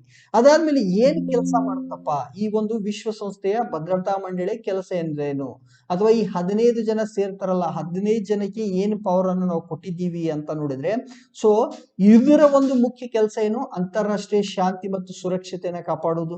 ಆಲ್ರೆಡಿ ಅದನ್ನ ನಾವು ಮೊದಲಿಂದ ನೋಡಿದ್ವಿ, ವಿಶ್ವಸಂಸ್ಥೆಯ ಮುಖ್ಯ ಗುರಿನೇ ಇದು ಅಂತ ಹೇಳಿ. ಅದಾದ್ಮೇಲೆ ವಿಶ್ವಸಂಸ್ಥೆಗೆ ಹೊಸ ಸದಸ್ಯರನ್ನ ಸ್ವೀಕಾರ ಮಾಡೋದ್ರಲ್ಲಿ ಇವರು ಬಹಳ ಇಂಪಾರ್ಟೆಂಟ್ ಆಗ್ತಾರೆ. ಫಾರ್ ಎಕ್ಸಾಂಪಲ್, ನಿತ್ಯಾನಂದ ಅವರ ಕೈಲಾಸ ಅನ್ನೋದೇನಾದ್ರೂ ದೇಶ ಆಗ್ಬೇಕಾದ್ರೆ ಇವರ ಒಂದು ಪರ್ಮಿಷನ್ ಕೂಡ ಸಿಗ್ಬೇಕಾಗತ್ತೆ. ಈ 15 ದೇಶಗಳು ಕೂಡ ಎಸ್ ಅಂತ ಅನ್ಬೇಕಾಗತ್ತೆ. ಜೊತೆಗೆ ಇಲ್ಲಿ ಚಾರ್ಟರ್ ಅಂತ ಹೇಳಿದ್ವಲ್ಲ, ಯಾವ ಒಂದು ಒಪ್ಪಂದ ಅಥವಾ ಯಾವ ಒಂದು ದಾಖಲೆಯ ಮೂಲಕ ವಿಶ್ವಸಂಸ್ಥೆ ರಚನೆ ಆಯ್ತೋ ಅದರಲ್ಲಿ ಏನಾದ್ರೂ ತಿದ್ದುಪಡಿ ಮಾಡ್ಬೇಕಾದ್ರೆ ಅದು ಇರೋದು ಯಾರಿಗೆ, ಭದ್ರತಾ ಮಂಡಳಿಗೆ. ಫಾರ್ ಎಕ್ಸಾಂಪಲ್, ನಾವು ನೋಡಿದ್ವಿ, ಈಗ ಸಂವಿಧಾನ ತಿದ್ದುಪಡಿ ಅನ್ನೋದನ್ನ ನಾವು ಯಾರಿಗೆ ಕೊಟ್ಟಿದ್ದೀವಿ, ಸಂಸತ್ತಿಗೆ ಕೊಟ್ಟಿದ್ದೀವಿ.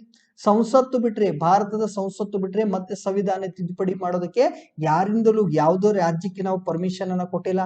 ಸೊ ಅದೇ ತರ ಇಲ್ಲಿ ಚಾರ್ಟರ್ಗೆ ಅಥವಾ ಈ ಒಂದು ವಿಶ್ವಸಂಸ್ಥೆಯ ಒಪ್ಪಂದಕ್ಕೆ ಏನಾದ್ರೂ ಬದಲಾವಣೆ ಮಾಡೋದಾದ್ರೆ, ಯಾವ ಒಂದು ಒಪ್ಪಂದದ ಮೂಲಕ ವಿಶ್ವಸಂಸ್ಥೆ ಕೆಲಸ ಮಾಡ್ತಿದೆ ಆ ಒಪ್ಪಂದಕ್ಕೆ ಏನಾದ್ರೂ ಬದಲಾವಣೆ ಮಾಡ್ಬೇಕಾದ್ರೆ ಅದು ಯಾರಿಂದ ಸಾಧ್ಯ, ವಿಶ್ವಸಂಸ್ಥೆಯ ಭದ್ರತಾ ಮಂಡಳಿಯಿಂದ ಸಾಧ್ಯ. ಅದಾದ್ಮೇಲೆ ಮಿಲಿಟರಿ ಕ್ರಮಗಳನ್ನ ತಗೊಳ್ಳೋದು. ಫಾರ್ ಎಕ್ಸಾಂಪಲ್, ಎಲ್ಲೋ ಒಂದ್ ಕಡೆ ಭಯೋತ್ಪಾದನೆ ಆಗಿರ್ಬೋದು ಅಥವಾ ಬಂಡುಕೋರರು ಏನಾದ್ರೂ ಕೆಲಸ ಮಾಡೋದಕ್ಕೆ ಸ್ಟಾರ್ಟ್ ಮಾಡಿದ್ರೆ ಮಿಲಿಟರಿ ಕ್ರಮವನ್ನು ತಗೊಂಡು ಅಲ್ಲಿ ಶಾಂತಿ ಸ್ಥಾಪನೆ ಮಾಡೋದು. ಸೊ ಅಂದ್ರೆ ಈಗ ಎಲ್ಲೋ ಒಂದ್ ಕಡೆ ಏನಾಗಿತ್ತು, ವಾರ್ ಸಿಚುವೇಶನ್ ಆಗಿತ್ತು, ಅಥವಾ ಅಲ್ಲಿ ಏನು ಪ್ರತ್ಯೇಕವಾದಿಗಳು ಮಿಲಿಟರಿ ಕಾರ್ಯಾಚರಣೆ ಮಾಡಿದ್ವು, ಯುದ್ಧಗಳನ್ನು ನಡೆದ್ವು. ಸೊ ಅಂಥ ಟೈಮಲ್ಲಿ ತನ್ನ ಒಂದು ಸೇನೆಯನ್ನ ಕಳಿಸಿ, ಓಕೆ, ಸೊ ಅಲ್ಲಿ ಶಾಂತಿ ಸ್ಥಾಪನೆ ಮಾಡುವಂತಹ ಒಂದು ದೃಢೀಕರಣವನ್ನ, ಅಥಾರಿಟಿಯನ್ನ ಯಾರು ಕೊಡುತ್ತೆ, ವಿಶ್ವಸಂಸ್ಥೆಯ ಭದ್ರತಾ ಮಂಡಳಿ ಕೊಡುತ್ತೆ. ಸೊ ಅಂತಹ ಒಂದು ಪವರ್ಫುಲ್ ಆರ್ಗನೈಸೇಷನ್ ಇದು. ಅದಾದ್ಮೇಲೆ ಇವ್ರು ಏನು ತಗೊಳ್ತಾರಲ್ಲ, ಇವ್ರು ತೆಗೆದುಕೊಳ್ಳುವಂತ ನಿರ್ಣಯ, ವಿಶ್ವಸಂಸ್ಥೆಯ ಭದ್ರತಾ ಮಂಡಳಿಯವರು ಏನು ನಿರ್ಣಯ ತಗೊಳ್ತಾರಲ್ಲ ಅದು ಬೈಂಡಿಂಗ್ ಆಗಿರುತ್ತೆ. ಅಂದ್ರೆ ಇದು ಬಂಧಿಸುವಂತ ನಿರ್ಣಯ. ಫಾರ್ ಎಕ್ಸಾಂಪಲ್, ಈಗ ವಿಶ್ವಸಂಸ್ಥೆಯ ಭದ್ರತಾ ಮಂಡಳಿಯ 15 ಸದಸ್ಯರು ಏನ್ ಹೇಳ್ತಾರೆ ಅಂದ್ರೆ, ಫಾರ್ ಎಕ್ಸಾಂಪಲ್ ಪಾಕಿಸ್ತಾನದವರು ನಾಳಿಂದ ಭಯೋತ್ಪಾದನೆ ಬಿಡಬೇಕು ಅಂತ ಹೇಳಿದ್ರೆ ಅವರು ಬಿಡ್ಲೇಬೇಕು. ಅಂದ್ರೆ ಬಂಧಿಸುವಂತಹ ನಿರ್ಣಯ. ಇದನ್ನ ನಾವೇನ್ ಮಾಡಕ್ಕಾಗಲ್ಲ, ಇಗ್ನೋರ್ ಮಾಡಕ್ಕಾಗಲ್ಲ. ಬೇರೆ ವಿಶ್ವಸಂಸ್ಥೆಯ ಒಂದು ನಿರ್ಣಯಗಳನ್ನ ನಾವು ಏನ್ ಮಾಡ್ಬೋದು, ಗಮನಿಸದೇ ಇರ್ಬೋದು ಅಥವಾ ಅದನ್ನ ಒಪ್ಪದೇ ಇರ್ಬೋದು. ಬಟ್ ಒಂದು ಸಾರಿ ಯಾವ್ದಾದ್ರು ನಿರ್ಣಯ ವಿಶ್ವಸಂಸ್ಥೆಯ ಭದ್ರತಾ ಮಂಡಳಿಯ ಮೂಲಕ ಬಂದ್ರೆ ಅದು ಏನಾಗುತ್ತೆ, ಬಂಧಿಸುವಂತಹ ನಿರ್ಣಯ ಅಥವಾ ಬೈಂಡಿಂಗ್. ಓಕೆ, ಅದನ್ನ ಮಾಡಲೇಬೇಕು. ಸೊ ಅಂತಹ ಅಧಿಕಾರವನ್ನು ಹೊಂದಿದಂತಹ ವಿಶ್ವಸಂಸ್ಥೆಯ ಏಕೈಕ ಸಂಸ್ಥೆ ಯಾವುದು? ವಿಶ್ವಸಂಸ್ಥೆಯ ಭದ್ರತಾ ಮಂಡಳಿ. ಸೊ ನಾವು 6 ಅಂಗಸಂಸ್ಥೆಗಳನ್ನ ನೋಡ್ತೀವಿ ಅಂತ ಹೇಳಿದ್ವಲ್ಲ, 6 ಅಂಗಸಂಸ್ಥೆಗಳಲ್ಲಿ ಅತ್ಯಂತ ಪವರ್ಫುಲ್ ಇರೋದು ಯಾವುದು? ವಿಶ್ವಸಂಸ್ಥೆಯ ಭದ್ರತಾ ಮಂಡಳಿ. ಸೊ ಇವ್ರೇನಾದ್ರೂ ಡಿಸಿಷನ್ ಅನ್ನ ಒಂದು ದೇಶದ ಮೇಲೆ ಅಥವಾ ಈ 193 ಸದಸ್ಯ ರಾಷ್ಟ್ರಗಳ ಮೇಲೆ ತಗೊಂಡ್ರೆ ಅದು ಏನು ಬೈಂಡಿಂಗ್ ಇರುತ್ತೆ, ಅದನ್ನ ಅನುಸರಿಸಲೇಬೇಕು. ಅನುಸರಿಸಲಿಲ್ಲ ಅಂದ್ರೆ ನಡೆಯೋದಿಲ್ಲ. ಅವಾಗ ಇಡೀ ವಿಶ್ವಸಂಸ್ಥೆಯ ಒಂದು ನಿರ್ಣಯವನ್ನ ಉಲ್ಲಂಘಿಸಿದಂಗೆ ಆಗತ್ತೆ. ಓಕೆ, ಸೊ ಅದಾದ್ಮೇಲೆ ಈ ಭದ್ರತಾ ಮಂಡಳಿ ಅಂತ ನೋಡಿದಾಗ ಇಲ್ಲಿ ವಿಟೋ ಬಗ್ಗೆನೂ ಸ್ವಲ್ಪ ನಾವು ನೋಡ್ಬೇಕು. ವಿಟೋ ಅಥವಾ ನಕಾರಾತ್ಮಕ ಮಟ್ಟ ಅಥವಾ ನೆಗೆಟಿವ್ ವೋಟಿಂಗ್ ಅಂತ ಹೇಳ್ತೀವಿ. ಓಕೆ, ಸೊ ಈಗೇನು ಖಾಯಂ ಸದಸ್ಯರಿದ್ದಾರಲ್ಲ, P5 ಕಂಟ್ರೀಸ್ ಅವರು, ಅಮೆರಿಕ, ರಷ್ಯಾ, ಚೀನಾ, ಫ್ರಾನ್ಸ್ ಮತ್ತು ಬ್ರಿಟನ್, ಇವ್ರ ಹತ್ರ ಇರುವಂತಹ ಒಂದು ವಿಶೇಷ ಅಧಿಕಾರ. ಓಕೆ, ಸೊ ಈ ವಿಶೇಷ ಅಧಿಕಾರ ಯಾರ ಹತ್ರ ಇಲ್ಲ? ಇದು ಶಾಶ್ವತವಲ್ಲದ ಸದಸ್ಯರ ಹತ್ರ ಇಲ್ಲ. ಇವ್ರ ಹತ್ರ ಒಂದು ವಿಟೋ ಅನ್ನುವಂತ ಒಂದು ಏನಿದೆ, ಒಂದು ವಿಶೇಷವಾದಂತ ಅಧಿಕಾರ ಇದೆ. ಸೊ ಇಲ್ಲಿ ಏನಾಗುತ್ತಪ್ಪ ಅಂತಂದ್ರೆ, ಯಾವುದೋ ಒಂದು ವಿಷಯವನ್ನ ಚರ್ಚೆ ಮಾಡಿದಾಗ ಎಲ್ರೂ ಎಸ್ ಅಂತ ಅಂದ್ರು. ಓಕೆ, ಯಾವುದಾದ್ರೂ ಒಂದು ದೇಶ, ಅಮೆರಿಕ ಆಗಿರ್ಬೋದು, ರಷ್ಯಾ ಆಗಿರ್ಬೋದು, ಚೀನಾ ಅಥವಾ ಆಗಿರ್ಬೋದು, ಫ್ರಾನ್ಸ್ ಆಗಿರ್ಬೋದು, ಬ್ರಿಟನ್ ಆಗಿರ್ಬೋದು, ಇವ್ರು ಏನಾದ್ರೂ ಒಬ್ರು ನೋ ಅಂತಂದ್ರೆ ಆ ನಿರ್ಣಯವನ್ನ ನಾವು ಒಪ್ಪೋದಿಲ್ಲ. ಈಗ 15 ಜನ ಇದ್ರು ಅಂತ ಅನ್ಕೋಣ. ಸೊ 15 ಜನರಲ್ಲಿ 14 ಜನ ಎಸ್ ಅಂದ್ರು, ಇನ್ನೊಬ್ರು ನೋ ಅಂದ್ರು. ಆ ನೋ ಅನ್ನುವಂತ ದೇಶದಲ್ಲಿ America, Russia, China, Britain, France ಏನಾದ್ರೂ ನೋ ಅಂತಂದ್ರೆ ಆ ನಿರ್ಣಯ ಏನಾಗುತ್ತೆ, ಅಲ್ಲಿಗೆ ಸ್ಥಗಿತ ಆಗುತ್ತೆ, ಅದು ಜಾರಿಗೆ ಬರೋದಿಲ್ಲ. ಫಾರ್ ಎಕ್ಸಾಂಪಲ್, ಈಗ ನಾವು ಬಂಧಿಸುವ ನಿರ್ಣಯ ಅಂತ ಹೇಳಿದ್ವಿ. ಸೊ ಬಂಧಿಸುವ ನಿರ್ಣಯ ಬಗ್ಗೆ ಯಾವ್ದಾದ್ರು ಒಂದು ದೇಶದಲ್ಲಿ ಏನಾಗಿತ್ತು ಅಂದ್ರೆ ಈಗ ಒಂದು ಎಕ್ಸಾಂಪಲ್ ಕೊಟ್ಟೆ ಹೇಳ್ಬಿಡ್ತೀನಿ. ಫಾರ್ ಎಕ್ಸಾಂಪಲ್, ವಿಟೋದ ಬಗ್ಗೆ ತಿಳ್ಕೊಬೇಕಾದ್ರೆ ಏನಾಗುತ್ತೆ, ಪಠಾಣ್ಕೋಟ್ದಲ್ಲಿ 2016ರಲ್ಲಿ ಏನಾಗಿತ್ತು, ಬಾಂಬ್ ದಾಳಿ ನಡೆದಿತ್ತು. ಆ ದಾಳಿ ನಡೆದಿತ್ತೆ ಅಲ್ಲಿ ಪಠಾಣ್ಕೋಟ್ದಲ್ಲಿ ಇದ್ದಂತ ವಾಯುಪಡೆ ನೆಲೆ ಮೇಲೆ ಟೆರರಿಸ್ಟ್ ಅಟ್ಯಾಕ್ ಆಗುತ್ತೆ. ಸೊ ಟೆರರಿಸ್ಟ್ ಅಟ್ಯಾಕ್ ಆದಾಗ ಜೈಷ್ ಎ ಮೊಹಮ್ಮದ್ನ ಒಂದು ಸಂಸ್ಥಾಪಕ ಆದಂತಹ ಮಸೂದ್ ಅಜರ್ ಅನ್ನ ನಾವೇನಂತ ಹೇಳಿದ್ವಿ, ಜಾಗತಿಕ ಭಯೋತ್ಪಾದಕ ಅಂತ ಘೋಷಣೆ ಮಾಡಿ ಅಂತ ಹೇಳಿ ವಿಶ್ವಸಂಸ್ಥೆಯ ಭದ್ರತಾ ಮಂಡಳಿಯಲ್ಲಿ ನಾವು ಹೇಳಿದ್ವಿ. ಓಕೆ, ಸೊ ಪಠಾಣ್ಕೋಟಿಗೆ, ನಮ್ಮ ದೇಶದ ಪಠಾಣ್ಕೋಟಿಗೆ ಬಂದು ವಾಯುಪಡೆ ನೆಲದ ಮೇಲೆ ದಾಳಿ ಮಾಡಿದಂತಹ ಆ ಜೈಷ್ ಎ ಮೊಹಮ್ಮದ್ನ ಸ್ಥಾಪಕನಾದಂತಹ ಮಸೂದ್ ಅಜರ್ನ ಏನಂತ ಹೇಳ್ಬೇಕು, ವರ್ಲ್ಡ್ ಟೆರರಿಸ್ಟ್ ಅಥವಾ ಜಾಗತಿಕ ಭಯೋತ್ಪಾದಕ ಅಂತ ಹೆಸರಿಸಿ ಅಂತ ನಾವು ಹೇಳಿದ್ವಿ. ಸೊ ಒಂದ್ಸಾರಿ ಜಾಗತಿಕ ಭಯೋತ್ಪಾದಕ ಅಂತಂದ್ರೆ ಅವನು ಜಗತ್ತಿನಾದ್ಯಂತ ಭಯೋತ್ಪಾದಕ ಅಂತ ಘೋಷಣೆ ಮಾಡ್ದಂಗೆ. ಸೊ ನಾವು ಈ ತರ ಮಾಡುವಾಗ ಚೀನಾದವ್ರು ಏನ್ ಮಾಡ್ತಾರೆ, ವಿಟೋ ಅಂತ ಮಾಡ್ತಾರೆ. ಓಕೆ, ಫ್ರಾನ್ಸು, ಬ್ರಿಟನ್, ಅಮೆರಿಕ, ಇಂಡಿಯಾಕ್ಕೆ ಎಸ್ ಅಂತ ಹೇಳಿದ್ವು, ಹೌದಾ? ಇವರೆಲ್ಲ ಏನು ಪರ್ಮನೆಂಟ್ 5 ಮೆಂಬರ್ಸ್, ಫ್ರಾನ್ಸು, ಬ್ರಿಟನ್ ಮತ್ತು ಅಮೆರಿಕಾದವರು ಎಸ್, ಭಾರತ ಹೇಳ್ತಿರೋ ಸರಿ ಇದೆ, ಇವನೇರು ಮಸೂದ್ ಅಜರ್ ಏನು, ಇವನೊಬ್ಬ ಜಾಗತಿಕ ಭಯೋತ್ಪಾದಕ ಅಂತ ಹೇಳಿದ್ವಿ. ಆ ಟೈಮಲ್ಲಿ ಚೈನಾದವ್ರು ಏನ್ ಹೇಳ್ತಾರೆ, ನಾವು ಈ ಒಂದು ಘೋಷಣೆಗೆ ಅಥವಾ ಈ ತರ ನೀವೇನು ಡಿಸಿಷನ್ ತಗೊಳ್ತಿದ್ರಲ್ಲ ಅದನ್ನ ನಾವು ಒಪ್ಪೋದಿಲ್ಲ ಅಂತ ಬರೀ ಚೀನಾ ಒಂದೇ ನೋ ಅಂತ ಹೇಳ್ತು. ಸೊ ಹೀಗಾಗಿ ಏನಾಗ್ಬಿಡುತ್ತೆ, ಇಲ್ಲಿ ಇಂಥ ಒಂದು ಏನಂತ ಹೇಳ್ತೀವಿ, ಅಧಿಕಾರಕ್ಕೆ ನಾವು ವಿಟೋ ಪವರ್ ಅಂತ ಹೇಳ್ತೀವಿ. ಅಂದ್ರೆ ಬೇರೆ ಅವರು ಎಲ್ಲರೂ ಎಸ್ ಅಂದ್ರು, ಬರೀ ಚೀನಾ ಒಂದೇ ನೋ ಅಂದ ತಕ್ಷಣ ಏನಾಯ್ತು, ಮಸೂದ್ ಅಜರ್ನ ಆ ವರ್ಷ ಅಂದ್ರೆ 2016ರಲ್ಲಿ ಜಾಗತಿಕ ಭಯೋತ್ಪಾದಕ ಅಂತ ಘೋಷಣೆ ಮಾಡೋದಕ್ಕೆ ಆಗ್ಲಿಲ್ಲ. ಯಾಕೆ ಆಗ್ಲಿಲ್ಲಪ್ಪ ಅಂತಂದ್ರೆ ಅಲ್ಲಿ ಏನಾಗುತ್ತೆ, ಅಲ್ಲಿ ಇವರು ಚೀನಾದವರು, ಒಂದ್ ನಿಮಿಷ. ಓಕೆ, ಸೊ ಚೀನಾದವ್ರು ಏನ್ ಮಾಡಿದ್ರು, ಇಲ್ಲಿ ನೋ ಅಂತ ಹೇಳಿ ತಮ್ಮ ವಿಟೋವನ್ನ ಬಳಸಿದ್ರು. ಸೊ ಹೀಗಾಗಿ ಏನಾಗ್ತಿದೆ ಅಂತಂದ್ರೆ, ಇಡೀ ವಿಶ್ವಸಂಸ್ಥೆಯನ್ನ ಅಥವಾ ವಿಶ್ವಸಂಸ್ಥೆಯ ಭದ್ರತಾ ಮಂಡಳಿಯನ್ನ ತಮ್ಮ ಒಂದು ಹಿತಾಸಕ್ತಿಗಾಗಿ ಈ 5 ದೇಶಗಳು ಏನ್ ಮಾಡ್ತಿದ್ದಾವೆ, ಬಳಸ್ಕೊಳ್ತಿದ್ದಾರೆ. ದೊಡ್ಡ ದೊಡ್ಡ ಸಮಸ್ಯೆಗಳನ್ನ, ದೊಡ್ಡ ಜಾಗತಿಕ ಸಮಸ್ಯೆಗಳನ್ನ ಪಣಕ್ಕಿಟ್ಟಿದ್ದಾರೆ ಅಂತ ಆರೋಪ ಕೂಡ ಬರುತ್ತೆ. ಫಾರ್ ಎಕ್ಸಾಂಪಲ್, ಇವನನ್ನ ಇವನು ಮಸೂದ್ ಅಜರ್ ಅನ್ನ ಜಾಗತಿಕ ಭಯೋತ್ಪಾದಕ ಅಂತ ಘೋಷಣೆ ಮಾಡಬೇಕಿತ್ತು, ಯಾಕಂದ್ರೆ ಅವನು ಭಯೋತ್ಪಾದಕ ಆಗಿದ್ದ. ಬಟ್ ಚೀನಾ ಏನ್ ಮಾಡುತ್ತಂದ್ರೆ ಇಡೀ ಒಂದು ವಿಶ್ವದ ಹಿತರಕ್ಷಣೆಯನ್ನ ಅಲ್ಲಿ ಹತೋಟಿಗೆ ತಗೊಳ್ಳೋಕೆ ಟ್ರೈ ಮಾಡುತ್ತೆ, ಅಥವಾ ಇಲ್ಲಿ ಏನ್ ಮಾಡುತ್ತೆ, ಪಣಕ್ಕಿಡೋಕೆ ಟ್ರೈ ಮಾಡಿತ್ತು ಯಾವ್ದು, ಚೈನಾ. ಆದ್ರೆ ಇದು ಬಹಳ ದಿವಸ ನಡೀಲಿಲ್ಲ. ಮುಂದೆ 2019ರ ಪುಲ್ವಾಮಾ ಅಟ್ಯಾಕ್ ಆದ್ಮೇಲೆ ಮಸೂದ್ ಅಜರ್ನ ನಾವೇನಂತ ಹೇಳಿದ್ವಿ, ಎಲ್ಲರೂ ಸೇರ್ಕೊಂಡು ಎಸ್ ಇವನೇನು ಜಾಗತಿಕ ಭಯೋತ್ಪಾದಕ ಅಂತ ಘೋಷಣೆ ಮಾಡಿದ್ರು. ಓಕೆ, ಸೊ ಈ ತರ ಏನಾಗುತ್ತೆ, ವಿಟೋ ಪವರ್ ಅನ್ನೋದು ಬಹಳ ಬಹಳ ಪವರ್ಫುಲ್ ಆಗಿರುವಂತಹ ವೋಟಿಂಗ್ ಸಿಸ್ಟಮ್. ಬೇರೆ ಎಲ್ಲಾ ದೇಶಗಳು ಎಸ್ ಅಂದು ಒಂದೇ ದೇಶನೋ ಅಂದ್ರೆ ಅವಾಗ ಆ ಒಂದು ನಿರ್ಣಯ ಏನಾಗಲ್ಲ, ಜಾರಿಗೆ ಬರಲ್ಲ. ಓಕೆ, ಸೊ ಈಗ ನಾವು 2 ಸಂಸ್ಥೆಗಳ ಬಗ್ಗೆ ನೋಡಿದ್ವಿ. ಒಂದು ಯಾವ್ದಿತ್ತು, ಒಂದು ಸಾಮಾನ್ಯ ಸಭೆ ಅಂತ ಹೇಳಿ, ಇನ್ನೊಂದು ಭದ್ರತಾ ಮಂಡಳಿ ಬಗ್ಗೆ ನೋಡಿದ್ವಿ. ಸೊ 2 ನಡುವೆ ಏನ್ ಡಿಫರೆನ್ಸ್ ಇತ್ತು, ಇಲ್ಲಿ 193 ಜನ ಇದ್ರು, ಇಲ್ಲಿ ಬರೀ 15 ಜನ ಇದ್ರು. ಅದ್ರ ಜೊತೆಗೆ ಈ ವಿಟೋ ಅನ್ನೋದು ಯಾರ ಹತ್ರ ಇದೆ, ಅವ್ರು ಏನು P5 ಏನು ಉಳಿದವರು ಎಷ್ಟು ಅವಧಿಗೆ ಆಯ್ಕೆ ಆಗ್ತಾರೆ ಇದನ್ನೆಲ್ಲ ನೋಡಿದ್ವಿ. ಇನ್ನು ಮೂರನೇ ಒಂದು ಸಂಸ್ಥೆ ಯಾವುದು, ಆರ್ಥಿಕ ಮತ್ತು ಸಾಮಾಜಿಕ ಮಂಡಳಿ ಅಂತ, ಎಕನಾಮಿಕ್ ಅಂಡ್ ಸೋಷಿಯಲ್ ಕೌನ್ಸಿಲ್ ಅಂತ. ಇದ್ರ ಬಗ್ಗೆ ಏನ್ ಮಾಡೋಣ, ಚರ್ಚೆ ಮಾಡೋಣ. ಸೊ ಏನಾಗುತ್ತೆ, ಒಂದು ನಿಮಿಷ. ಓಕೆ, ಇಲ್ಲಿದೆ. ಈಗ ಜಗತ್ತಿನಾದ್ಯಂತ ಆರ್ಥಿಕ, ಸಾಮಾಜಿಕ ಮತ್ತು ಪರಿಸರ ಸಮಸ್ಯೆ ಬಗ್ಗೆ ಕುರಿತು ಚರ್ಚೆ ಮಾಡುವಂತಹದ್ದು ಅಥವಾ ಪಾಲಿಸಿ ನೀತಿಗಳನ್ನು ತಗೊಂಡು ಬರುವಂತದ್ದು, ಮತ್ತೆ ದೇಶಗಳ ನಡುವೆ ಸಂವಾದ ನಡೆಸುವಂತಹದ್ದು ಅಥವಾ ಇಂತಹ ಒಂದು ಕ್ರಮವನ್ನ ಮಾಡಿ ಅಂತ ಶಿಫಾರಸು ಮಾಡುವಂತಹ ಒಂದು ಸಂಸ್ಥೆಯನ್ನ ನಾವೇನಂತ ಹೇಳ್ತಿದ್ವಿ, ಎಕನಾಮಿಕ್ ಅಂಡ್ ಸೋಷಿಯಲ್ ಕೌನ್ಸಿಲ್ ಅಂತ. ಸೊ ಇದು ವಿಶ್ವಸಂಸ್ಥೆಯ ಅಡಿಯಲ್ಲಿ ಕೆಲಸ ಮಾಡುವಂತಹ ಒಂದು ಪ್ರಮುಖ ಅಂಗಸಂಸ್ಥೆ. ಇಲ್ಲಿ ಫೋಕಸ್ ಏನಿರ್ತಂದ್ರೆ ಆರ್ಥಿಕ, ಸಾಮಾಜಿಕ ಮತ್ತು ಪರಿಸರ ಸಮಸ್ಯೆಗಳ ಬಗ್ಗೆ ವಿಶ್ವಸಂಸ್ಥೆ ಮಾಡುವಂತಹ ಕೆಲಸಗಳ ಬಗ್ಗೆ ನೀತಿಗಳನ್ನು ತಗೊಂಡು ಬರೋದು ಅಥವಾ ಶಿಫಾರಸನ್ನ ಮಾಡುವಂತಹ ಒಂದು ಸಂಸ್ಥೆ ಇದಾಗಿದೆ. ಸೊ ಇಲ್ಲಿ ಏನಾಗುತ್ತಪ್ಪ ಅಂದ್ರೆ ಅಂತಾರಾಷ್ಟ್ರೀಯ ಒಪ್ಪಿಕೊಂಡಂತಹ ಒಂದು ಅಭಿವೃದ್ಧಿ ಗುರಿಗಳ ಅನುಷ್ಠಾನವನ್ನು ತಗೊಂಡು ಬರೋದು. ಫಾರ್ ಎಕ್ಸಾಂಪಲ್, ಈಗ ನಾವು ಸಸ್ಟೈನೇಬಲ್ ಡೆವಲಪ್ಮೆಂಟ್ ಗೋಲ್ಸ್ ಅಂತ ಹೇಳಿದ್ವಿ, ಸುಸ್ಥಿರ ಅಭಿವೃದ್ಧಿ ಗುರಿಗಳು ಅಂತ ಹೇಳ್ತೀವಿ. ಓಕೆ, ಸೊ ಸುಸ್ಥಿರ ಅಭಿವೃದ್ಧಿ ಗುರಿಗಳಂತ ನಾವು ಒಪ್ಕೊಂಡ ಮೇಲೆ ಅಂತಹ ಗುರಿಗಳನ್ನ ಅನುಷ್ಠಾನಕ್ಕೆ ತಗೊಂಡು ಬರುವಂತಹ ಸಂಸ್ಥೆ ಯಾವುದು ಅಂತಂದ್ರೆ ಆರ್ಥಿಕ ಮತ್ತು ಸಾಮಾಜಿಕ ಮಂಡಳಿ ಅಂತ. ಸೊ ಇದು 3 ಕ್ಷೇತ್ರದಲ್ಲಿ ಕೆಲಸ ಮಾಡುತ್ತೆ, ನೆನ್ಪಿಟ್ಕೊಳ್ಳಿ. ಇಲ್ಲಿ ಸೋಷಿಯೋ ಎಕನಾಮಿಕ್ ಕೌನ್ಸಿಲ್ ಅಂತ ಹೇಳಿದ್ವಿ. ಸೋಷಿಯೋ ಎಕನಾಮಿಕ್ ಅಂದ್ರೆ ಆರ್ಥಿಕ ಮತ್ತು ಸಾಮಾಜಿಕ ಅಂತ. ಅದರ ಜೊತೆಗೆ ಇದು ಪರಿಸರದ ಸಮಸ್ಯೆಗಳನ್ನು ಕೂಡ ಏನ್ ಮಾಡುತ್ತೆ, ಅನುಷ್ಠಾನಕ್ಕೆ ತಗೊಂಡ್ ಬರುತ್ತೆ, ಇಂಪ್ಲಿಮೆಂಟಿಗೆ ತಗೊಂಡ್ ಬರುತ್ತೆ, ಅದನ್ನ ಕಾರ್ಯರೂಪಕ್ಕೆ ತಗೊಂಡು ಬರುವಂತ ಒಂದು ಸಂಸ್ಥೆ ಇದಾಗಿದೆ. ಇಲ್ಲಿ ಎಷ್ಟು ಜನ ಸದಸ್ಯರಿರ್ತಾರೆ ಅಂದ್ರೆ 54 ಜನ ಸದಸ್ಯರಿರ್ತಾರೆ. ಸೊ ಮೊದಲೇದ್ರಲ್ಲಿ 193 ಇದ್ರು, ಎರಡನೇದ್ರಲ್ಲಿ 15 ಜನ ಇದ್ರು, ಇಲ್ಲಿರುವಂತ ಸದಸ್ಯರ ಸಂಖ್ಯೆ 54. ಸೊ 54 ಸದಸ್ಯರನ್ನ ನಾವು ಯಾವ ರೀತಿ ಆಯ್ಕೆ ಮಾಡ್ತೀವಿ ಅಂದ್ರೆ 3 ವರ್ಷದ ಅವಧಿಗಾಗಿ ಇವ್ರನ್ನ ಸಾಮಾನ್ಯ ಸಭೆಯಿಂದ ನಾವೇನ್ ಮಾಡ್ತಿದ್ವಿ, ಆಯ್ಕೆ ಮಾಡ್ತಾ ಇದ್ದೀವಿ. ಸೊ ಪ್ರತಿ 3 ವರ್ಷಕ್ಕೊಮ್ಮೆ ಆ 193 ಸದಸ್ಯರಲ್ಲಿ ಏನಾಗ್ಬೇಕು, 54 ಜನ ಅಥವಾ 54 ದೇಶಗಳು ಈ ವಿಶ್ವಸಂಸ್ಥೆಯ ಆರ್ಥಿಕ ಮತ್ತು ಸಾಮಾಜಿಕ ಮಂಡಳಿಯ ಸದಸ್ಯರಾಗಿ ಆಯ್ಕೆ ಆಗ್ತಾರೆ. ಸೊ ಇದರ ಜೊತೆಗೆ ಸುಸ್ಥಿರ ಅಭಿವೃದ್ಧಿ ಅಥವಾ ಪರಿಸರ ಅಂತ ಹೇಳಿದ್ವಲ್ಲ, ಸೊ ಪರಿಸರದ ಬಗ್ಗೆ ಮುಖ್ಯವಾಗಿ ಮೊದಲು ಬರೀ ಸೋಷಿಯೋ ಎಕನಾಮಿಕ್ ಅಂತ ಹೇಳ್ತಿದ್ವಿ, ಈಗ ಪರಿಸರನು ಕೂಡ ಒಂದು ದೊಡ್ಡ ಸಮಸ್ಯೆ ಆಗಿದೆ. ಸೊ ಹೀಗಾಗಿ ಅಲ್ಲಿ ಹೊಸದಾದಂತಹ ಒಂದು ಚಿಂತನೆಗಳನ್ನ ನಡೆಸುವುದಕ್ಕೆ ವಿಶ್ವಸಂಸ್ಥೆಯ ಕೇಂದ್ರ ವೇದಿಕೆಯಾಗಿ ಇದು ರೂಪುಗೊಳ್ತಾ ಇದೆ.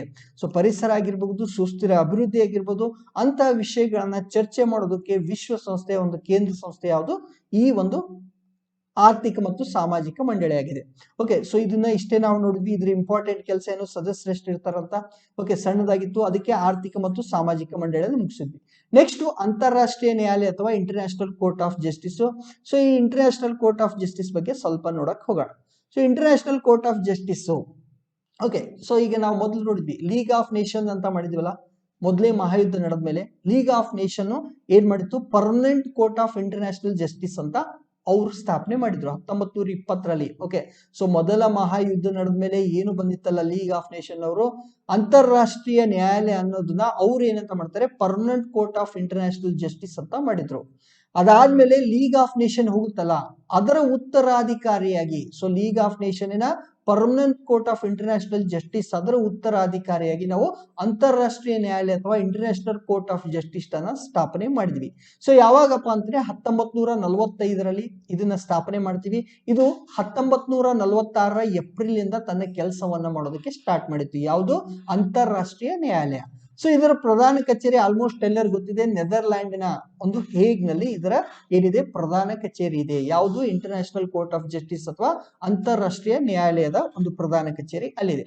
ಸೊ ಇಲ್ಲಿ ಏನ್ ಮಾಡ್ತೀವಿ, ಇದೇನ್ ಮಾಡ್ತಪ್ಪ, ಅಂತಾರಾಷ್ಟ್ರೀಯ ನ್ಯಾಯಾಲಯ ಏನ್ ಮಾಡ್ತಪ್ಪ ಅಂತಂದ್ರೆ, ಈಗ ಬಹಳಷ್ಟು ದೇಶಗಳ ನಡುವೆ ದೇಶಗಳ ನಡುವೆ ಇರುವಂತಹ ಕಾನೂನು ವಿವಾದಗಳನ್ನ ಇತ್ಯರ್ಥಗೊಳಿಸಬೇಕು. ಸೊ ಒಂದು ದೇಶ ಎಕ್ಸ್ ಅಂತ ಇನ್ನೊಂದು ದೇಶ ವೈ, ಅವ್ರ ನಡುವೆ ಏನಾದ್ರೂ ಕಾನೂನು ಸಮರ ನಡೆದಿದ್ರೆ ಅದನ್ನ ನಿರ್ಣಯ ಮಾಡುವಂತಹ ಅಧಿಕಾರ ಯಾರಿಗಿದೆ, ಅಂತಾರಾಷ್ಟ್ರೀಯ ನ್ಯಾಯಾಲಯ ಅಥವಾ ಇಂಟರ್ನ್ಯಾಷನಲ್ ಕೋರ್ಟ್ ಆಫ್ ಜಸ್ಟಿಸ್ ಇದೆ.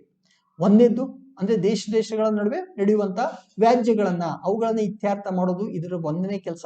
ಅದಾದ್ಮೇಲೆ ಬೇರೆ ಅಂಗಸಂಸ್ಥೆಗಳು, ಓಕೆ, ವಿಶ್ವಸಂಸ್ಥೆಯ ಬೇರೆ ಅಂಗಸಂಸ್ಥೆಗಳಾಗಿರ್ಬೋದು, ವಿಶೇಷ ಏಜೆನ್ಸಿಗಳು, ಓಕೆ, ವಿಶ್ವಸಂಸ್ಥೆಯ ಸ್ಪೆಷಲ್ ಏಜೆನ್ಸೀಸ್ ಅಂತ ಹೇಳ್ತೀವಿ. For example food and agriculture organisation ಅಂತ. ಓಕೆ, ಸೊ ಇಂಥ ಯುನೆಸ್ಕೋ ಮತ್ತೆ ಇಂಥ ಬೇರೆ ಬೇರೆ ಒಂದು ವಿಶೇಷ ಏಜೆನ್ಸಿಗಳಿದಾವಲ್ಲ, ಇವ್ರು ಏನಾದ್ರು ಕಾನೂನು ಪ್ರಶ್ನೆಯ ಮೇಲೆ ಅಭಿಪ್ರಾಯವನ್ನ ಕೇಳಿದ್ರೆ ಇವ್ರು ಏನ್ ಮಾಡ್ಬೇಕು, ಸಲಹೆಯನ್ನ ನೀಡಬೇಕು. ಸೊ ಈ ಅಂತಾರಾಷ್ಟ್ರೀಯ ನ್ಯಾಯಾಲಯದ್ದು 2 ಕೆಲಸ. ದೇಶಗಳ ನಡುವಿನ ವಿವಾದಗಳನ್ನ ಇತ್ಯರ್ಥ ಮಾಡಬೇಕು. ಅದಾದ್ಮೇಲೆ ಯುನೆಸ್ಕೋ ಓಕೆ ಅಥವಾ ವರ್ಲ್ಡ್ ಹೆಲ್ತ್ ಆರ್ಗನೈಸೇಷನ್ ಬಹಳಷ್ಟಿದೆ, ನೂರಾರು ಏನೋ ಬೇರೆ ಬೇರೆ ವಿಶೇಷ ಏಜೆನ್ಸಿಗಳಿದಾವಲ್ಲ, ಫುಡ್ ಅಂಡ್ ಅಗ್ರಿಕಲ್ಚರ್ ಆರ್ಗನೈಸೇಷನ್ ಇಂಥವು, ಇವುಗಳು ಏನಾದ್ರೂ ಕಾನೂನು ನೆರವನ್ನ ಕೇಳಿದ್ರೆ ಅಥವಾ ಸಲಹೆಯನ್ನ ಕೇಳಿದ್ರೆ ಅದನ್ನ ನೀಡೋದು ಯಾವುದು? ಅಂತಾರಾಷ್ಟ್ರೀಯ ನ್ಯಾಯಾಲಯ. ಸೊ ಈ ನ್ಯಾಯಾಲಯದಲ್ಲಿ 15 ಜನ ಏನಿರ್ತಾರೆ? ಜಡ್ಜಿಗಳಿರ್ತಾರೆ. ನ್ಯಾಯಾಲಯದಲ್ಲಿ ಏನಿರ್ಬೇಕು? ನ್ಯಾಯಮೂರ್ತಿಗಳಿರ್ಬೇಕು. ಸೊ ಇಲ್ಲಿರುವಂತಹ ನ್ಯಾಯಮೂರ್ತಿಗಳ ಸಂಖ್ಯೆ ಎಷ್ಟು? 15. ಬೇರೆ ಬೇರೆ ದೇಶಗಳಿಂದ ಇವುಗಳನ್ನ ನಾವು ಆಯ್ಕೆ ಮಾಡಿರ್ತೀವಿ. ಸೊ ಆಯ್ಕೆ ಮಾಡಬೇಕಾದ್ರೆ ಇವ್ರನ್ನ 9 ವರ್ಷಗಳ ಅವಧಿಗೆ ಆಯ್ಕೆ ಮಾಡುತ್ತಾರೆ. ಸೊ ಇಲ್ಲಿ ಏನಿದೆಯಲ್ಲ 15 ನ್ಯಾಯಾಧೀಶರನ್ನ ಆಯ್ಕೆ ಮಾಡಬೇಕು. ಆ ಆಯ್ಕೆ ಮಾಡಿದಾಗ ಇವ್ರ ಸೇವೆ ಸಲ್ಲಿಸೋದು ಎಷ್ಟು ವರ್ಷದವರೆಗೆ? 9 ವರ್ಷ. ನೋಡಿ ಬಹಳ ಹೈಯೆಸ್ಟ್ ಆಯ್ತಿದ್ದು. 9 ವರ್ಷಗಳವರೆಗೆ ಅವರು ಇಂಟರ್ನ್ಯಾಷನಲ್ ಕೋರ್ಟ್ ಆಫ್ ಜಸ್ಟಿಸ್ ಅಥವಾ ಅಂತಾರಾಷ್ಟ್ರೀಯ ನ್ಯಾಯಾಲಯದ ಒಂದು ನ್ಯಾಯಮೂರ್ತಿಯಾಗಿ 9 ವರ್ಷಗಳವರೆಗೆ ಇವರು ಕೆಲಸ ಮಾಡ್ತಾರೆ. ಸೊ ಇವರನ್ನು ಯಾವ ರೀತಿ ಆಯ್ಕೆ ಮಾಡ್ತೀವಿ ಅಂತಂದ್ರೆ, 2 ಕಡೆಯಿಂದ, ಒಂದು ವಿಶ್ವಸಂಸ್ಥೆಯ ಸಾಮಾನ್ಯ ಸಭೆ, ಇನ್ನೊಂದು ಭದ್ರತಾ ಮಂಡಳಿ, ಇಲ್ಲಿ ಇಲೆಕ್ಷನ್ ಅನ್ನ ಕಂಡಕ್ಟ್ ಮಾಡ್ತೀವಿ ಏಕಕಾಲಕ್ಕೆ. ಆದ್ರೆ ಪ್ರತ್ಯೇಕವಾಗಿ ಮತದಾನ ಮಾಡಬೇಕು. ಸೊ ಯಾರನ್ನ ನಾವಿಲ್ಲಿ ನ್ಯಾಯಾಧೀಶರನ್ನಾಗಿ ಮಾಡಬೇಕು ಅಂತ ಹೇಳಿ ಚರ್ಚೆ ಮಾಡ್ತೀವಲ್ಲ, ಅವಾಗ 2 ಕಡೆ, ಒಂದು ಸಾಮಾನ್ಯ ಸಭೆಯಲ್ಲಿ ವೋಟಿಂಗ್ ನಡೀತೆ, ಇನ್ನೊಂದು ಭದ್ರತಾ ಮಂಡಳಿಯಲ್ಲಿ ವೋಟಿಂಗ್ ನಡೀತೆ. ಒಂದೇ ಟೈಮಲ್ಲಿ ಒಂದೇ ಸಮಯದಲ್ಲಿ ನಡೀತೆ, ಅದೇನು ಪ್ರತ್ಯೇಕವಾಗಿ. ಸೊ ಅಂದ್ರೆ 2 ಕೂಡ್ಸಲ್ಲ. ಈಗ ನಾವು ನೋಡ್ತೀವಲ್ಲ ಜಂಟಿ ಸಮಾವೇಶ ಅಂತ ಹೇಳ್ತೀವಲ್ಲ, ರಾಜ್ಯಸಭೆ ವಿಧಾನಸಭೆ ಆ ತರ ಸೇರಿಸುವಂತಿಲ್ಲ. ಇವರು ಯಾರು? ಸಾಮಾನ್ಯ ಸಭೆ ಪ್ರತ್ಯೇಕವಾಗಿ ಮತದಾನ ಮಾಡಬೇಕು, ಭದ್ರತಾ ಮಂಡಳಿಯು ಪ್ರತ್ಯೇಕವಾಗಿ ಮತದಾನ ಮಾಡಬೇಕು.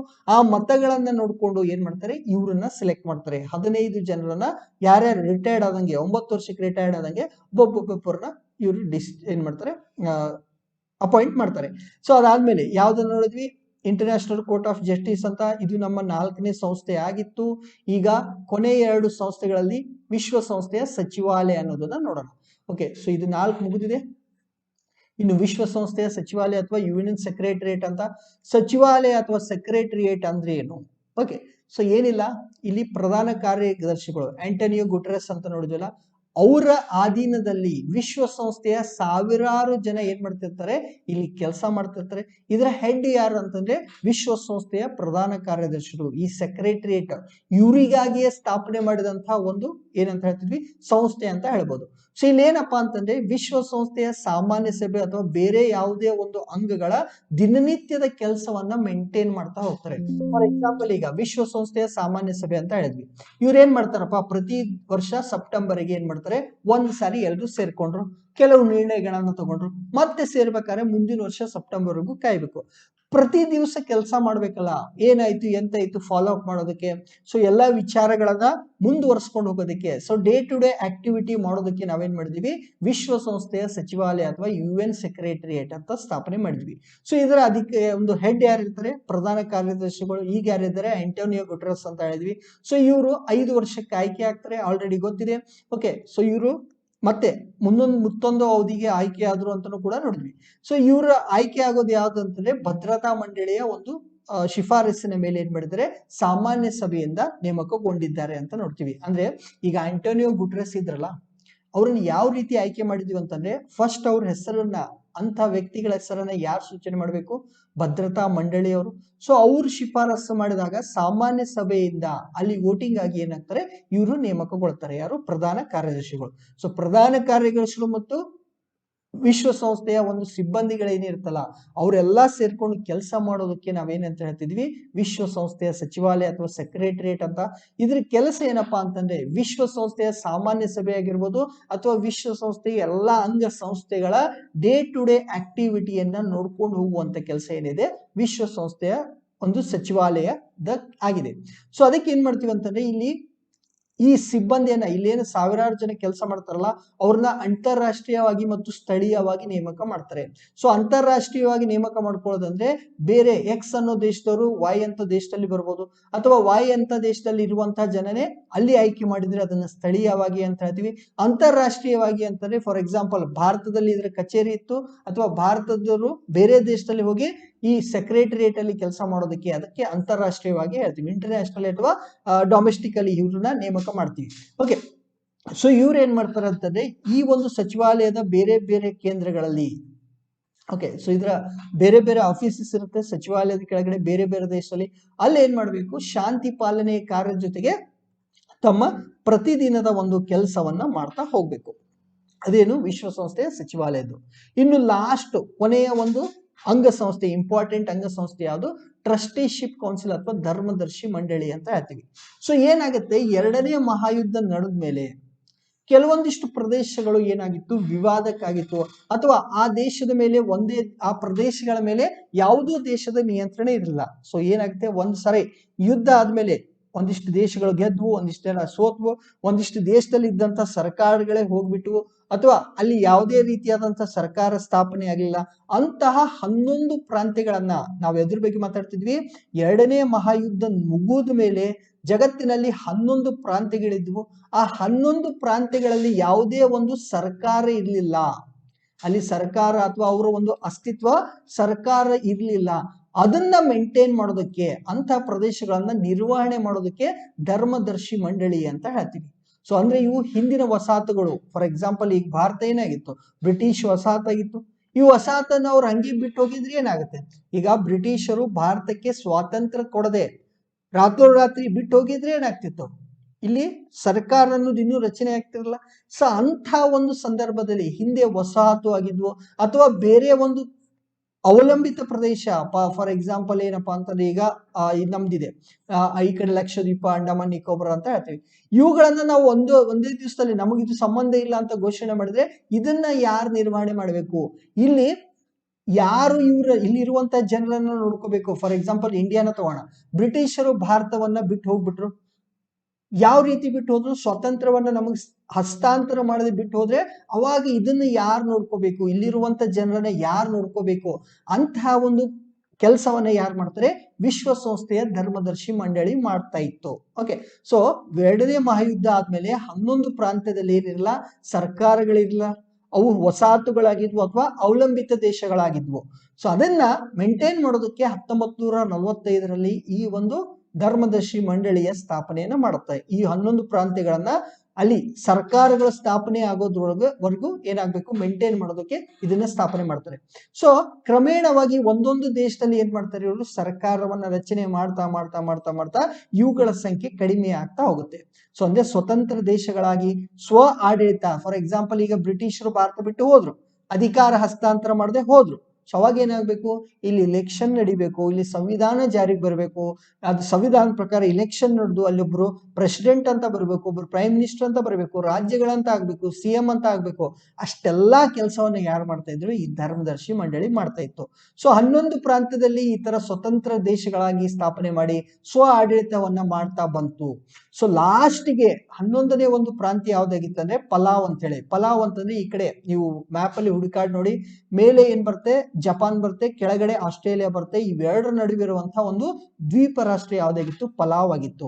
ಸೊ 1994ರಲ್ಲಿ ಪಲಾವ್ ಅಲ್ಲಿ ಸ್ವತಂತ್ರವಾಗಿ ಇದನ್ನ ಒಂದು ದೇಶವಾಗಿ ಅಥವಾ ಒಂದು ವಿಶ್ವಸಂಸ್ಥೆಯ ಸದಸ್ಯ ದೇಶವಾಗಿ ಏನ್ ಮಾಡ್ತಾರೆ, ರಚನೆ ಮಾಡ್ತಾರೆ. ಸೊ ಅದಾದ್ಮೇಲೆ ಈ 11 ಪ್ರಾಂತ್ಯಗಳೇನಾಗ್ತವೆ, ಸ್ವತಂತ್ರ ದೇಶಗಳಾಗಿ ಕೆಲಸ ಮಾಡೋದಕ್ಕೆ ಸ್ಟಾರ್ಟ್ ಮಾಡ್ತವೆ.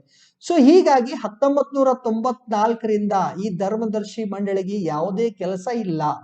ಯಾಕಂದ್ರೆ 11 ಪ್ರಾಂತ್ಯಗಳೇನೇನ್ ಕೊಟ್ಟಿದ್ರಲ್ಲ ಅವನ್ನೆಲ್ಲ ನಾವು ಸ್ವತಂತ್ರ ಮಾಡಿದ್ವಿ, ಅಲ್ಲಿ ಸ್ವ ಆಡಳಿತವನ್ನ ತಂದ್ಬಿಟ್ಟಿದ್ವಿ, ಇನ್ನೇನ್ ಮಾಡ್ಬೇಕು, ಹೌದಾ, ಇಲ್ಲ. ಸೊ ಹೀಗಾಗಿ ಇದು ಕೆಲಸ ಮಾಡ್ತಿಲ್ಲ. 1994ರಲ್ಲಿ ಯಾವಾಗ ಪಲಾವ್ ಅನ್ನುವಂತ ಒಂದು ದೇಶ ಬಂತು, ಅವಾಗಿನಿಂದ ಧರ್ಮದರ್ಶಿ ಮಂಡಳಿಗೆ ಮಾಡೋದಕ್ಕೆ ಕೆಲಸ ಇಲ್ಲ. ಸೊ ಹೀಗಾಗಿ ಇವ್ರು ಏನ್ ಮಾಡಿದಾರೆ ಅಂತಂದ್ರೆ, ಮುಂದೊಂದು ದಿವಸ ಯಾವುದೋ ಒಂದು ಪ್ರದೇಶ ಏನಾಗ್ಬೇಕು, ವಸಾಹತು ಅಥವಾ ಅವಲಂಬಿತ ಪ್ರದೇಶವಾಗಿ ಅದೇನಾದ್ರೂ ಯಾವುದೇ ಆಡಳಿತ ಇಲ್ಲದಂತಹ ಪ್ರದೇಶ ಇದ್ರೆ ಅಲ್ಲಿ ನಾವೇನ್ ಮಾಡೋಣ, ಮತ್ತೊಂದು ಸಾರಿ ಭೇಟಿಯಾಗಿ ಮತ್ತೆ ನಮ್ಮ ಕೆಲಸವನ್ನ ಸ್ಟಾರ್ಟ್ ಮಾಡೋಣ ಅಂತ ಹೇಳಿ ಟ್ರಸ್ಟಿಶಿಪ್ ಕೌನ್ಸಿಲ್ ಅಥವಾ ಧರ್ಮದರ್ಶಿ ಮಂಡಳಿ 1944ರಿಂದ ಸ್ಥಗಿತವಾಗಿದೆ. ಸೊ ಈಗೇನಾದ್ರೂ ಯುದ್ಧ ಆಯ್ತು, ಯುದ್ಧ ಆಗ್ಬಾರ್ದು. ಫಸ್ಟ್ ಆಫ್ ಆಲ್ ಯುದ್ಧ ಆದ್ರೆ ಮತ್ತೆ ಯುನೈಟೆಡ್ ನೇಷನ್ಸ್ ಅಥವಾ ವಿಶ್ವಸಂಸ್ಥೆಯನ್ನ ನಾವು ಕ್ಯಾನ್ಸಲ್ ಮಾಡ್ಬೇಕಾಗುತ್ತೆ. ಸೊ ಅಂತ ಒಂದು ದಿನ ಬರದೇ ಇರಲಿ. ಯಾವುದೋ ಒಂದು ದೇಶದಲ್ಲಿ ಏನಾಗುತ್ತೆ, ಪ್ರಾಬ್ಲಮ್ ಆಗುತ್ತೆ ಅಂತ ಅನ್ಕೋಣ, ಅಥವಾ ಒಂದು ದೇಶ ಇನ್ನೊಂದು ಪ್ರದೇಶದ ಮೇಲೆ ಏನ್ ಮಾಡುತ್ತೆ, ನಿಯಂತ್ರಣ ಹೊಂದಿತ್ತು, ಅದನ್ನೇ ಬಿಟ್ಟು ಅವಾಗ ಯಾರು ಬರ್ಬೇಕು, ಈ ಧರ್ಮದರ್ಶಿ ಮಂಡಳಿಯವರು ಅಲ್ಲಿ ಬರ್ತಾರೆ. ಓಕೆ, ಸೊ ನೋಡೋಣ ಮುಂದೆ ಏನಾಗುತ್ತೆ ಅಂತ ಹೇಳಿ. ಸೊ ಇವತ್ತಿನ ಒಂದು ಡಿಸ್ಕಷನ್ ಸಣ್ಣದಂತ ಅನ್ಸುತ್ತೆ, ಆದ್ರೆ ಟೈಮ್ ಎಷ್ಟಾಗಿದ್ದು ಗೊತ್ತಿಲ್ಲ. ಓಕೆ, ಇವತ್ತು ನಾವು ವಿಶ್ವಸಂಸ್ಥೆ ಮತ್ತು ಅದರ ಮುಖ್ಯ ಅಂಗಗಳು 6 ಅಂಗ ಸಂಸ್ಥೆಗಳ ಬಗ್ಗೆ ಡಿಸ್ಕಸ್ ಮಾಡಿದ್ವಿ.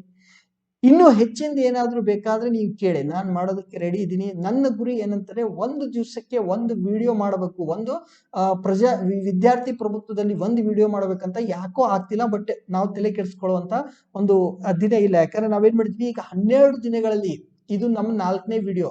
ಸೊ ಹೆಚ್ಚು ಕಡಿಮೆ 3 ದಿವಸಕ್ಕೆ ಒಂದು ಬರ್ತಾ ಇದೆ, ಕ್ರಮೇಣ 2 ದಿವಸಕ್ಕೊಂದು, ಪ್ರತಿ ದಿವಸಕ್ಕೊಂದು ನೀವು ಹೇಳಿದಂತ ವಿಡಿಯೋನ ಮಾಡೋದಕ್ಕೆ ನಾನು ರೆಡಿ ಆಗಿದ್ದೀನಿ. ಬಟ್ ನೀವು ಟಾಪಿಕ್ ಕಳಿಸುವಾಗ ಏನ್ ಮಾಡಿ, ಸ್ವಲ್ಪ ಗಮನ ಕೊಡಿ. ಓಕೆ, ಸುಮ್ನೆ ಯಾವುದೋ ಒಂದು ವಿಷಯ ಅಂತ ಕೇಳಿದ್ರೆ ನಾನು ಮಾಡಕ್ಕಾಗಲ್ಲ, ಯಾಕಂದ್ರೆ ಬಹಳ ಟೈಮ್ ಬೇಕಾಗುತ್ತೆ ಸ್ಲೈಡ್ಸ್ ಎಲ್ಲ ಮಾಡೋದಕ್ಕೆ. ಸೊ ಅದಕ್ಕೆ 45 ನಿಮಿಷದಲ್ಲಿ ಮುಗಿಯುವಂತಹದ್ದು ಅಥವಾ 1 ಗಂಟೆ ಅಂತ ನೋಡೋಣ. ಸೊ ಮ್ಯಾಕ್ಸಿಮಮ್, ಯಾಕಂದ್ರೆ ಮೊನ್ನೆ ನಾನು ಕಾಲ ಮತ್ತು ಕೆಲಸ ಅಂತ ಹೇಳಿ ಟೈಮ್ ಅಂಡ್ ವರ್ಕ್ ಅನ್ನುವಂಥದ್ದನ್ನ 20 ಪ್ರಾಬ್ಲಮ್ ಸಾಲ್ವ್ ಮಾಡಕ್ ಹೋದೆ. ಅದೇನಾಯ್ತು, 1.5 ಗಂಟೆ ಆಯ್ತು. ನನಗೆ ಗೊತ್ತಾಗ್ಲಿಲ್ಲ ಟೈಮ್ ಹೆಂಗೋಯ್ತು ಅಂತ. ಸೊ ಸಾಧ್ಯ ಆದಷ್ಟು 1 ಗಂಟೆಯಲ್ಲಿ ಮುಗಿಯುವಂತ ಟಾಪಿಕ್ ಅನ್ನ ಹೇಳಿ. ಸೊ ಯಾವಾಗ ನಿಮಗೆ ಟಾಪಿಕ್ ಬೇಕನ್ಸುತ್ತೆ ಅಂದ್ರೆ ನೀವು ಯಾವಾಗ ಓದೋದಕ್ಕೆ ಸ್ಟಾರ್ಟ್ ಮಾಡ್ತೀರಾ, ಸೊ ದಯವಿಟ್ಟು ಪುಸ್ತಕಗಳನ್ನ ಓದಿ. ಪುಸ್ತಕದಲ್ಲಿ ಏನ್ ಅರ್ಥ ಆಗಲ್ಲ ಅಂತದನ್ನ ನಾನು ಕಳಿಸಿ ಅಂತ ಹೇಳ್ತಾ ಇದೀನಿ. ವಿಷಯಗಳನ್ನ ದಯವಿಟ್ಟು ಕಳ್ಸಕ್ ಹೋಗ್ಬಿಡಿ, ಯಾಕಂದ್ರೆ ಒಂದು ವಿಷಯದ ಮಾಡ್ಬೇಕಾದ್ರೆ ಮಿನಿಮಮ್ ಯಾವ್ದು ಒಂದು ಗಂಟೆಯಲ್ಲಿ ಯಾವ್ದು ಮುಗಿಯಲ್ಲ. ಸೊ 1 ಗಂಟೆಯಲ್ಲಿ ಯಾವ್ದು ಮುಗಿಯಲ್ಲ, ಅರ್ಥ ಮಾಡ್ಕೊಳ್ಳಿ. ಸೊ ಯಾರಿಗೆ ಏನ್ ಡೌಟ್ಸ್ ಬರ್ತಲ್ಲ, ನೀವೇನ್ ಮಾಡ್ಬೇಕು, ನಿಮ್ಮ ವಿಷಯ, ಊರು, ಹೆಸರನ್ನ 9480216410ಗೆ ಈ ಒಂದು ನಂಬರ್ಗೆ ವಾಟ್ಸಪ್ ಮಾಡಿ.